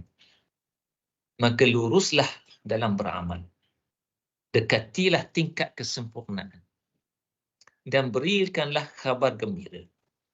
Dan mintalah pertolongan kepada Allah Subhanahu wa taala pada pagi, petang dan akhir malam. Akhir malam ni syai'un minad duljah.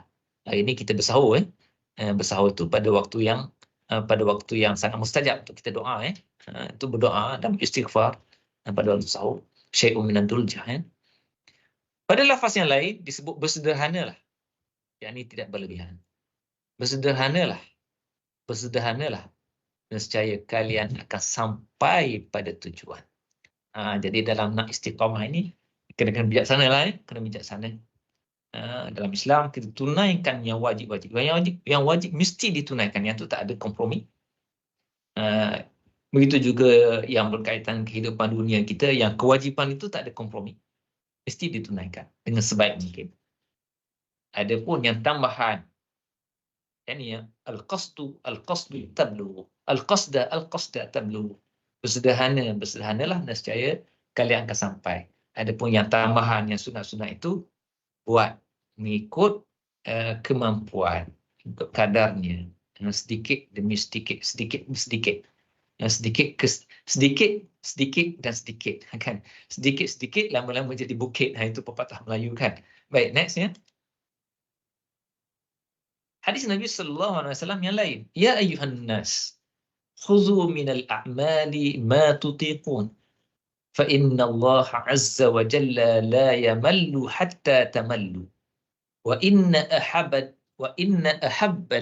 a'mali ila Allah ma dama wa in qalla. Maksudnya apa, wahai manusia?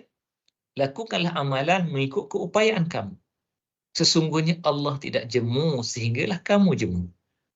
Amalan yang paling Allah sukai ialah amalan yang berterusan istiqamah. Walaupun sedikit.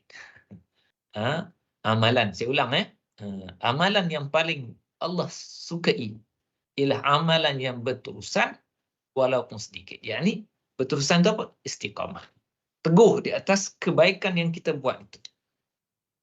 Walaupun sedikit. Yakni pada perkara-perkara yang sunat bukan perkara wajib. Wajib, kalau perkara wajib itu mesti. Tak apalah, kita buat sikit-sikit je. Main zuhur sekali-sekala kan, sikit-sikit. Yang penting kita istiqamah. Tidak. Yang itu mesti kerana kewajiban. Adapun macam sedekah, baca Quran, itu kita kena pandai plan lah. Masing-masing berbeza mengikut keupayaan dan waktu masing-masing. Pandai-pandailah plan dalam kehidupan supaya kita boleh jadi orang yang istiqamah, berterusan, sehingga ia menjadi budaya dalam kehidupan kita. Baik, seterusnya. Ini orang Melayu sebut ya. Setitis air yang menitik di atas batu secara berterusan dalam masa yang lama akan mendatangkan kesan kepada batu tersebut. Sebaliknya, sebaldi air jika dicurahkan sekaligus di atas batu tidak akan mendatangkan apa-apa kesan. Cubalah balik hari ni, ambil air kan, ni batu kita cuah satu baldi. Tak ada apa batu tu kan. Tak ada pun kita nampak lekuk, tak ada. Tapi cuba buat kat rumah tu kan, air menitik di atas batu, lama-lama batu tu akan jadi lekuk. Inilah kesan ataupun hasil daripada istiqamah. Hati kita pun begitu juga tuan-tuan dan puan-puan yang minta Allah, kena didik dia. Kena didik hati kita. Sebab tu kalau sekali, hari ni rasa sedar lah, ataupun di awal Ramadan, rasa semangat lah nak berubah. Kemudian semayangnya, kan baca Qurannya, dah terus 30 juzuk sehari. Itu contoh yang ekstrim lah ya. Ataupun 3 juzuk sehari, hari pertama. Takut esoknya dah makin lemah, jadi 1 juzuk. Lusanya dah jadi separuh juzuk. Lepas 10 hari, dah tak mengaji dah. Maka ibarat seperti tadi ya. Ibarat seperti air ni, kalau menitik berterusan dalam masa yang sama, walaupun setitik, akan mendatangkan kesan pada batu tersebut. Dan sebaliknya, kalau sebaldi air ataupun lebih banyak lagi air, jika dicurahkan sekaligus di atas batu, tidak akan mendatangkan apa-apa kesan ya. Next. Lagi hadis Nabi sallallahu alaihi wasallam, ini panduan ya dalam untuk kita istiqamah ya. An Abi Hurairah radhiyallahu anhu anna Rasulullah sallallahu alaihi wasallam qala badiru bil a'mal fitanan ka qita'il lailil muslim yusbihu ar-rajulu fiha mu'minan wa yumsi kafiran aw yumsi mu'minan wa yusbihu kafiran yabi'u dinahu bi'aradin minad dunya. Yang bermaksud daripada Abi Hurairah radhiyallahu anhu bahawasanya Rasulullah sallallahu alaihi wasallam bersabda, bersegeralah kamu mengerjakan amal-amal yang soleh. Segera melakukan amal soleh. Kerana apa? Kerana akan berlaku fitnah seperti malam yang sangat gelap gelita. Fitanan ka qita'il lailil muslim. Fitnah. Berlaku fitnah yang banyak. Macam kita sering kali disebut. Kita di akhir zaman ini banyak fitnah yang berlaku di sekeliling kita. Kadang-kadang kita tak kenal, tak tahu, tak boleh nak bezakan mana satu yang betul, mana satu yang salah. Maka Nabi SAW telah berikan panduan kepada kita dengan istiqamah. Istiqamah atas apa? Istiqamah atas amal soleh. Bersegera melakukan amal soleh. Badiru bil a'mal. Bersegera kamu mengerjakan amal-amal soleh kerana akan berlaku fitnah seperti malam yang sangat gelap gelita. Di dalam keadaan itu terdapat orang yang di sebelah paginya mukmin dan sebelah petangnya kafir. Begitulah sebaliknya, sebelah petang dia mukmin dan sebelah paginya kafir pula. Dia menjual agamanya dengan kepentingan dunia yang sedikit. Hadis riwayat Muslim. Jadi berdasarkan kepada hadis ini, antara panduannya apa dia? Bersegera melakukan amal soleh dan berterusan di atas amal soleh tersebut. Mudah-mudahan kita selamat dalam suasana hiruk pikuk tak tentu hala, pelbagai aliran pemikiran yang ada dan pelbagai cabaran di luar sana, kita dapat terus kekal di atas jalan yang betul, insya-Allah. Baik, next. Ini ayat Quran ya, saya datangkan ayat Quran, saya kongsikan ayat Quran dengan tuan-tuan dan puan-puan, surah Ali Imran ayat 133 sehingga ayat 137. Firman Allah Subhanahu wa taala, "Wasari'u ila maghfiratin min rabbikum wa jannatin 'arduha as-samawati wal ard, u'iddat lil muttaqin." Ini juga berkaitan dengan bersegera. Arahan supaya bersegera, perintah supaya bersegera.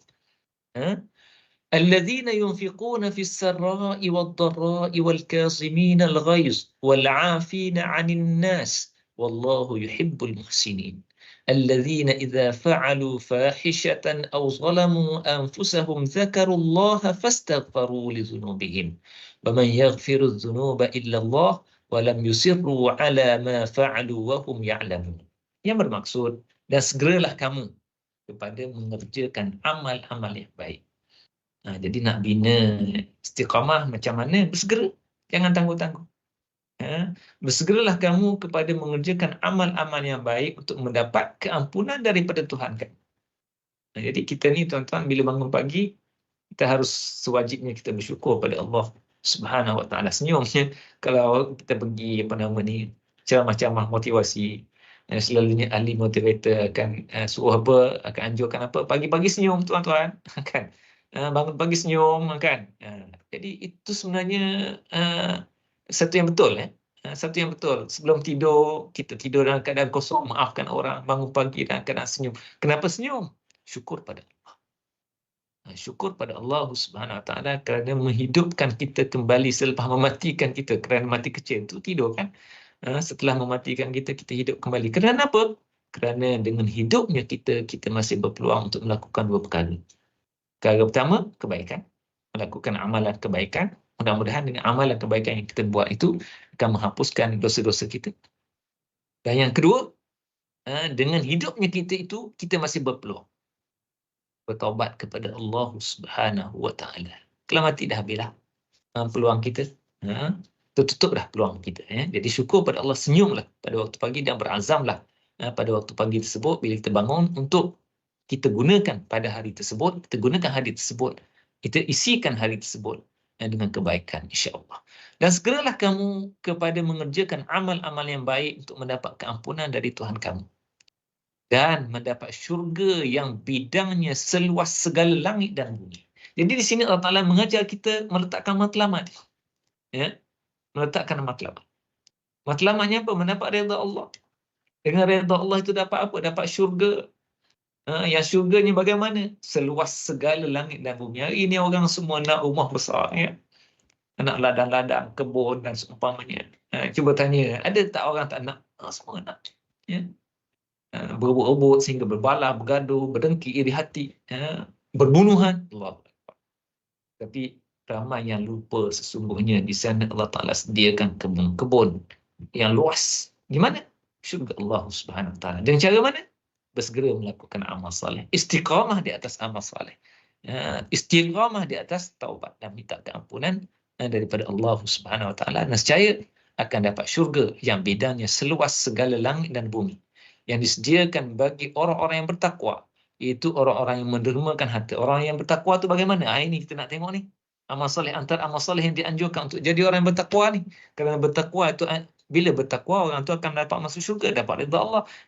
Macam mana nak jadi takwa? Itu orang-orang yang mendermakan hartanya pada masa senang dan susah. Itu istiqamah. Tetap teguh. Senang pun dia derma, susah pun dia derma. Kan? Ada orang masa susah nak derma, tapi bila senang dia dah lupa. Ada orang dia derma masa senang saja, masa susah macam mana nak bagi ni, tak ada. Tapi ada orang dia dua-dua. Itulah tuan-tuan dan puan-puan hebatnya. Orang yang istiqamah, dia dua-dua. Boleh derma pada masa senang dan susah. Dan orang-orang yang menahan kemarahannya. Marah ni bukan satu yang mudah juga untuk ditahan ya. Kita tengok bulan puasa ni orang tekan minyak sikit depan kita, dah naik marah kita dah naik angin kan. Tapi bagaimana puasa tuan-tuan dan puan-puan mendidik kita supaya menahan kemarahan. Aku berpuasa kan. Sabar, mendidik kita sabar. Dan orang-orang yang memaafkan kesalahan orang. Dan ingatlah Allah mengasihi orang-orang yang berbuat perkara-perkara yang baik. Dan juga orang-orang yang apabila melakukan perbuatan kecil. Satu aspek kebaikan, amal saleh, sabar, memaafkan orang. Macam tadilah bangun pagi kita senyum ya. Sebelum tidur pun kita riliskan, kosongkan minda kita daripada kemarahan kepada orang lain. Saya maafkan. Ini juga yang kalau kita pergi ceramah-ceramah motivasi, mereka menyebut begitu ya. Sebelum tidur kita kosongkan minda kita dan memaafkan orang lain. Kerana apa tuan-tuan dan puan-puan yang nanti Allah? Kerana dapat tidur yang lena, tidur yang berkualiti itu adalah satu kebaikan. Satu kebaikan. Tak boleh tidur itu Allah Akbar. Satu kesusahan juga, satu kemudaratan, boleh bawa kepada penyakit-penyakit fizikal pula ya. Lagi aspek yang berikutnya, dan juga orang-orang yang apabila melakukan perbuatan keji atau menganiaya diri sendiri, mereka segera ingat kepada Allah lalu memohon ampun akan dosa mereka. Dan sememangnya tidak ada yang mengampunkan dosa-dosa melainkan Allah. dan mereka juga tidak meneruskan perbuatan keji yang mereka telah lakukan itu, sedang mereka mengetahui akan salah dan akibatnya. Aspek yang kedua, meminta ampun. Dan istiqamah berterusan di atas menjauhkan diri daripada perbuatan keji. Banyaklah perbuatan keji itu kan. Kalau dalam aspek integriti, ambil rasuah dan sebagainya, dia jauhkan daripada mengambilnya. Dan perbuatan-perbuatan yang lain lah. Baik, kita tengok lagi, next slide. Ya, dalam nak istiqamah, seperti yang telah saya sebutkan tadi, secara tak langsung tadi, matlamat yang jelas. Letakkan matlamat yang jelas dalam minda. Begins with the end. Kan? Bermula dengan matlamat. Endingnya apa? Kita buat ni kerana apa? Nak dapat redha Allah. Nak dapat syurga Allah. Kan boleh ke kita letak nak dapat syurga Allah? Boleh. Tak ada masalah. Walaupun ikhlas itu ikhlas yang bukan tertinggi, tapi tak ada masalah. Kan? Ikhlas yang tertinggi lah redha Allah. Tapi nak dapat syurga Allah juga termasuk dalam ikhlas. Letakkan matlamat yang jelas. InsyaAllah walaupun kita selemah, rasa tak tahulah kan, kita kadang-kadang diuji nafsu, malas dan seumpamanya. Letakkan matlamat yang jelas. Kenapa kita buat? Kerana kita nak dapat redha Allah, nak dapat syurga Allah. Kadang-kadang kita buat kebaikan, orang hina-hina kita, malah dah aku buat. Jangan. Teruskan. Sebab dia yang baik. Kan? Kita bukan kerana orang. Kita bukan buat kerana orang. Kita buat kerana Allah. Ataupun kita buat satu kebaikan, orang tak reward kita. Orang tak, orang tak berikan balasan yang setimpal kepada kita. Tak apa, teruskan.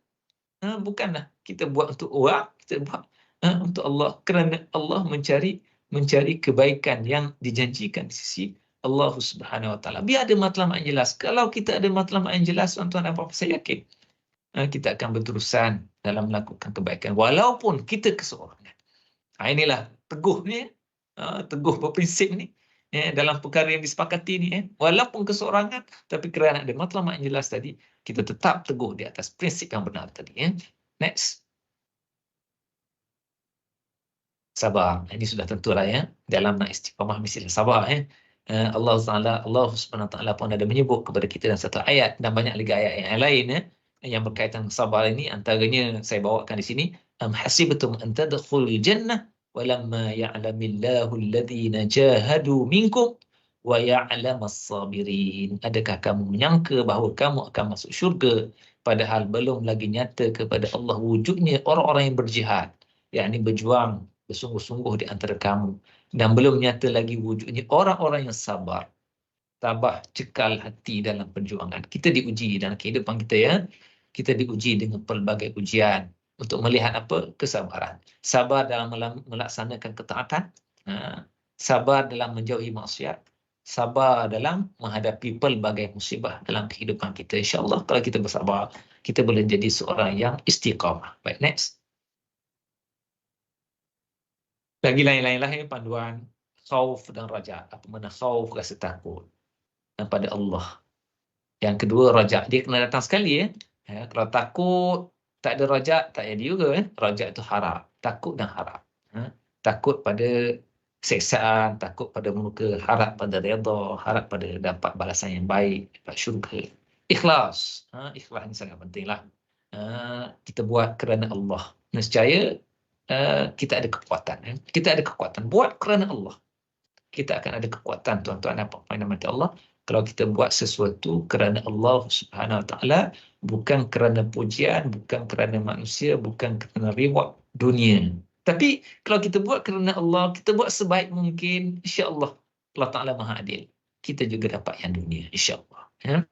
Baca Al-Quran telah saya kongsikan tadi, penting untuk kita baca Quran. Bukan setakat baca bagi saya. Bukan setakat baca untuk mendidik kita menjadi seorang istiqamah. Bahkan baca dan cubalah fahami makna. Kita di Malaysia ini ada satu kitab Quran, terjemahan ataupun tafsiran Pimpinan Ar-Rahman. Saya rasa kitab ni sangat baguslah. Sangat bagus, dan saya, pada pandangan saya, setiap ahli rumah orang Islam, setiap orang Islam wajiblah. Wajib. Wajib. Bukanlah maknanya Islam meletakkan wajib, tak. Bagi saya sepatutnya, semestinya ada paling kurang pimpinan, bukan saja Quran mushaf itu tapi juga ini tafsir Pimpinan Ar-Rahman. Wajib ada. Dan setiap hari kita beliknya. Kita baca Quran. Yalah, tuan-tuan, puan-puan nak baca Quran, nak khatam sebulan bulan Ramadan, silakan. Ya. Tapi dalam masa yang sama juga tuan-tuan, puan-puan perlu ada program. Dalam sehari itu mungkin 2-3 ayat tuan-tuan baca dan cuba fahami maknanya. Baca terjemahan dia atau tafsirannya. Tapi sudah tentulah tafsir pimpinan Rahman itu terlalu ringkas, mungkin ada yang tidak difahami secara mendalam. Tak apa, baca. Kemudian apa yang tak difahami secara mendalam tu rujuklah pula kepada ustaz-ustaz, kan, guru-guru. Sebab itu pada yang berikutnya, antara nak jadi seorang yang istiqamah ini kena menghadiri majlis ilmu. Antaranya ni kita duduk majlis ilmu ni kan. Jadi kita kena konsisten dalam seminggu ataupun seminggu lah saya kata, ada 2-3 kali ataupun sekali 2 lah. Kalau tak boleh setiap hari pun, sekali atau 2 kali untuk kita berada dalam majlis ilmu untuk memberi kefahaman. Daripada majlis ilmu itu kita dapat kefahaman. Macam pagi ni kan, kita dapat kefahaman. Dan juga kalau kita sudah faham, dah tahu dah. Tapi majlis ilmu juga bukan setakat memberikan kefahaman. Majlis ilmu juga memberikan peringatan. Kita dah faham, dah tahu dah. Tapi kadang-kadang kita manusia ini lupa. Dengan majlis ilmu itu tersebut, dia dapat mengetuk hati kita untuk menyedarkan kembali diri kita. Moga dengan itu memudahkan kita untuk istiqamah, berada di atas jalan kebaikan. Next. Dan yang terakhir lah, yang terakhir, ingat mati. Ingat mati. Saya bawakan di sini kata-kata Syekh Abdul Qadir Mandili dalam kitabnya Penawar Bagi Hati. Dan kitab ini juga sangat bagus lah. Kitab Penawar Bagi Hati ni ringkas saja. Kalau dalam ilmu tasawuf itu dianggap sebagai kitab yang mubtadi lah, kitab permulaan. Dan bagi saya setiap orang Islam juga elok untuk membaca kitab ini ataupun menadah menuntut ilmu daripada guru-guru berpandukan kepada kitab ini. Syekh Abdul Qadir Mandili dia kata apa? Maka mati itu tuah baginya dan hidup itu bertambah kebajikannya. Bagaimana? Apa maksudnya? Maksudnya orang itu bertuah bila dia mati. Dalam keadaan macam mana? Dalam keadaan dia istiqamah. Kenapa dia boleh istiqamah? Kerana dia ingat mati. Berpagi-pagi dalam keadaan pagi macam pagi ini. Pagi terakhir bagi saya. Bukannya nak mengajak tuan-tuan dan puan-puan rasa rasa apa nama ni, jadi orang kata malas nak bekerja. Tak, kan? Mengingati mati dengan cara yang betul menjadikan kita lebih bermotivasi untuk melakukan kebaikan, melaksanakan tugas-tugas hakiki kita. Kerja kita di pejabat ini tugas-tugas hakiki kan. Mendatangkan pahala apa kalau kita buat ikut caranya. Apatah lagi kita berada dalam institusi pendidikan ni, melahirkan modal insan, kan? Melahirkan manusia, membantu menjadikan manusia sebagai seorang manusia. Jadi kita ingat mati. Kita ingat mati dengan cara yang betul. Kita merasakan bahawa pagi ini pagi yang terakhir kita. Kan? Maka dengan itu kita bersungguh-sungguh untuk mengisi masa kita yang berbaki itu dengan kebaikan. Melaksanakan tugas kita dengan baik, efisien. Kemudian di samping itu kita jaga mulut kita, bahkan kita hiasi mulut kita dengan kebaikan, istighfar dan seumpamanya. Dan kita jauhkan diri kita daripada melakukan maksiat, mengumpat, mengata, mengeji, bercakap perkara yang sia-sia. Kerana apa? Kerana kita takut kalau sekiranya kita mengumpat, mengeji, mengatakan sesuatu yang sia-sia, ia mendatangkan kemudaratan. Tak sempat kita nak minta maaf dengan rakan kita. Kalau kita mengular, tak sempat kita nak memohon maaf atas kesilapan yang kita lakukan. Mengular, minta maaf, menggunakan istilah yang popular. Jadi tuan-tuan dan puan-puan, bila kita ingat mati, pagi ni kita akan mati. Kita akan buat yang terbaik untuk kehidupan akhirat kita. Jadi kalau mati itu tuah baginya. Dan hidup itu bertambah kebajikannya. Macam mana pula?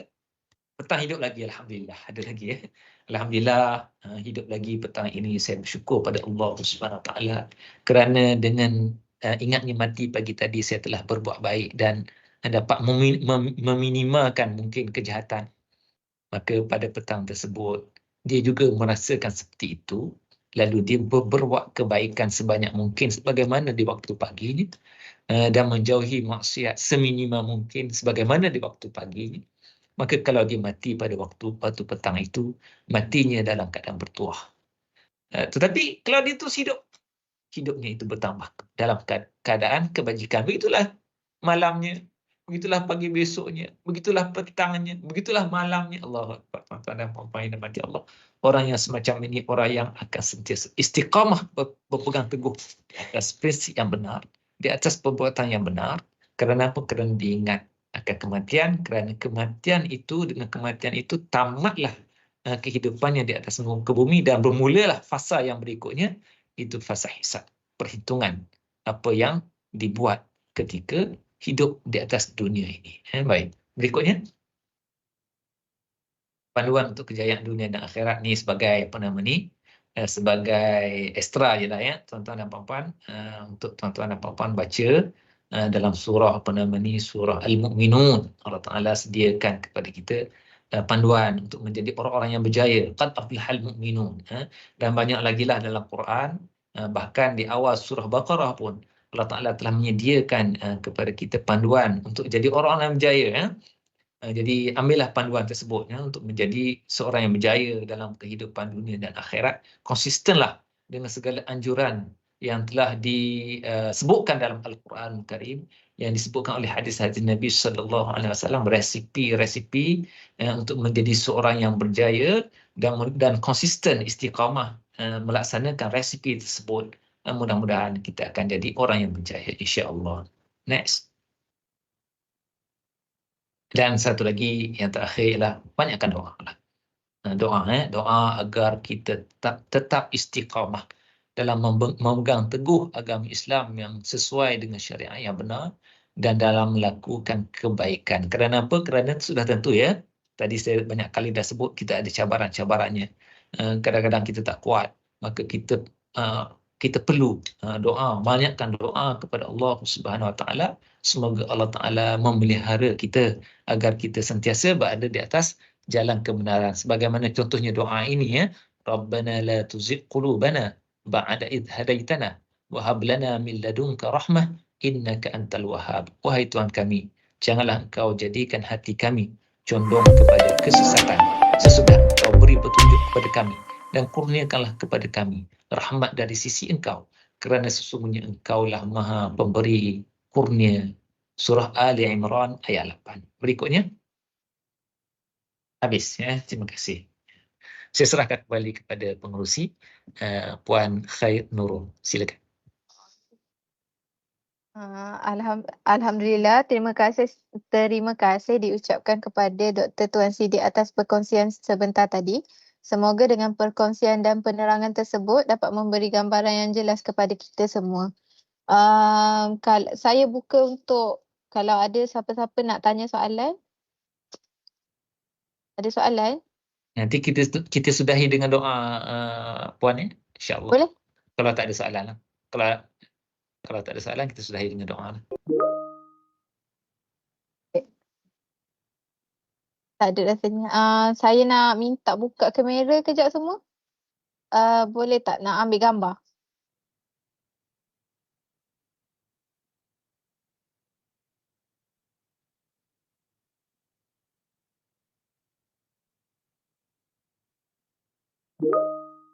Boleh buka ke tu?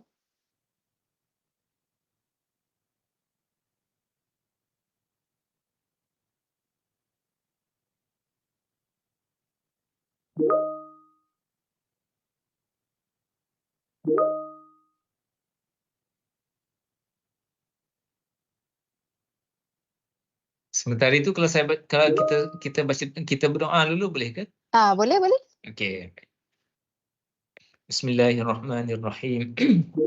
Alhamdulillahirabbil alamin. Wassalatu wassalamu ala asyrafil anbiya'i wal mursalin wa ala alihi wa sahbihi ajma'in. Allahumma akrimna binuril fahm wa akhrijna min zulumatil wahm waftah lana abwabal ilm wa zayyinna bil akhlaqil hasanatil wal hilm. Ya Allah, muliakanlah kami dengan cahaya kepahaman. Keluarkanlah kami daripada kegelapan keraguan. Hiasilah kami dengan akhlak yang terpuji dan kesopanan. Hiasilah kami dengan akhlak yang terpuji dan kesopanan. Ya Allah, Ya Rahman, Ya Rahim. Ya Allah, Ya Rahman, Ya Rahim. Kurniakanlah kepada kami akidah ahli syurga, ya. Ibadah ahli syurga, ya. cara fikir ahli syurga ya Allah. Jadikanlah matlamat hidup kami ya Allah, matlamat hidup ahli syurga ya Allah. Jadikanlah ya Allah segala kami adalah untuk mencari ridha-Mu ya Allah. Tetapkanlah kami ya Allah di atas kebaikan ya Allah, sehinggalah ke akhir hayat kami ya Allah. Ya Allah, berikanlah pertolongan kepada kami yang lemah ini ya Allah. Berikanlah pertolongan kepada kami yang lemah ini ya Allah. Ya Allah ya Rahman ya Rahim, berikanlah pertolongan kepada kami dalam usaha kami untuk mengambil peluang kebaikan yang Engkau sediakan kepada kami di bulan Ramadan ini ya Allah. Jangan Kau jadikan Ramadan ini Ramadan yang terakhir kepada kami ya Allah. Kalau sekiranya Ramadan ini Ramadan yang terakhir bagi kami ya Allah, jadikanlah Ramadan ini Ramadan yang terbaik dalam kehidupan kami ya Allah. Ampunilah dosa-dosa kami ya Allah. Tetapkanlah kami di atas kebaikan ya Allah. ربنا ظلمنا أنفسنا وإن لم تغفر لنا وترحمنا لنكونن من الخاسرين ربنا آتنا في الدنيا حسنة وفي الآخرة حسنة وقنا عذاب النار وصلى الله على سيدنا محمد وعلى آله وصحبه وسلم والحمد لله رب العالمين السلام عليكم ورحمة الله وبركاته. Waalaikumsalam. Kejap ya, kita nak ambil gambar. Okey, jadi ya. 1, 2, 3. Sekali lagi. 1, 2, 3. Okey, terima kasih semua. Terima kasih Ustaz. Okey, sama. Saya keluar dulu ya. Assalamualaikum Boleh. warahmatullahi wabarakatuh. Selamat puasa semua. Waalaikumsalam.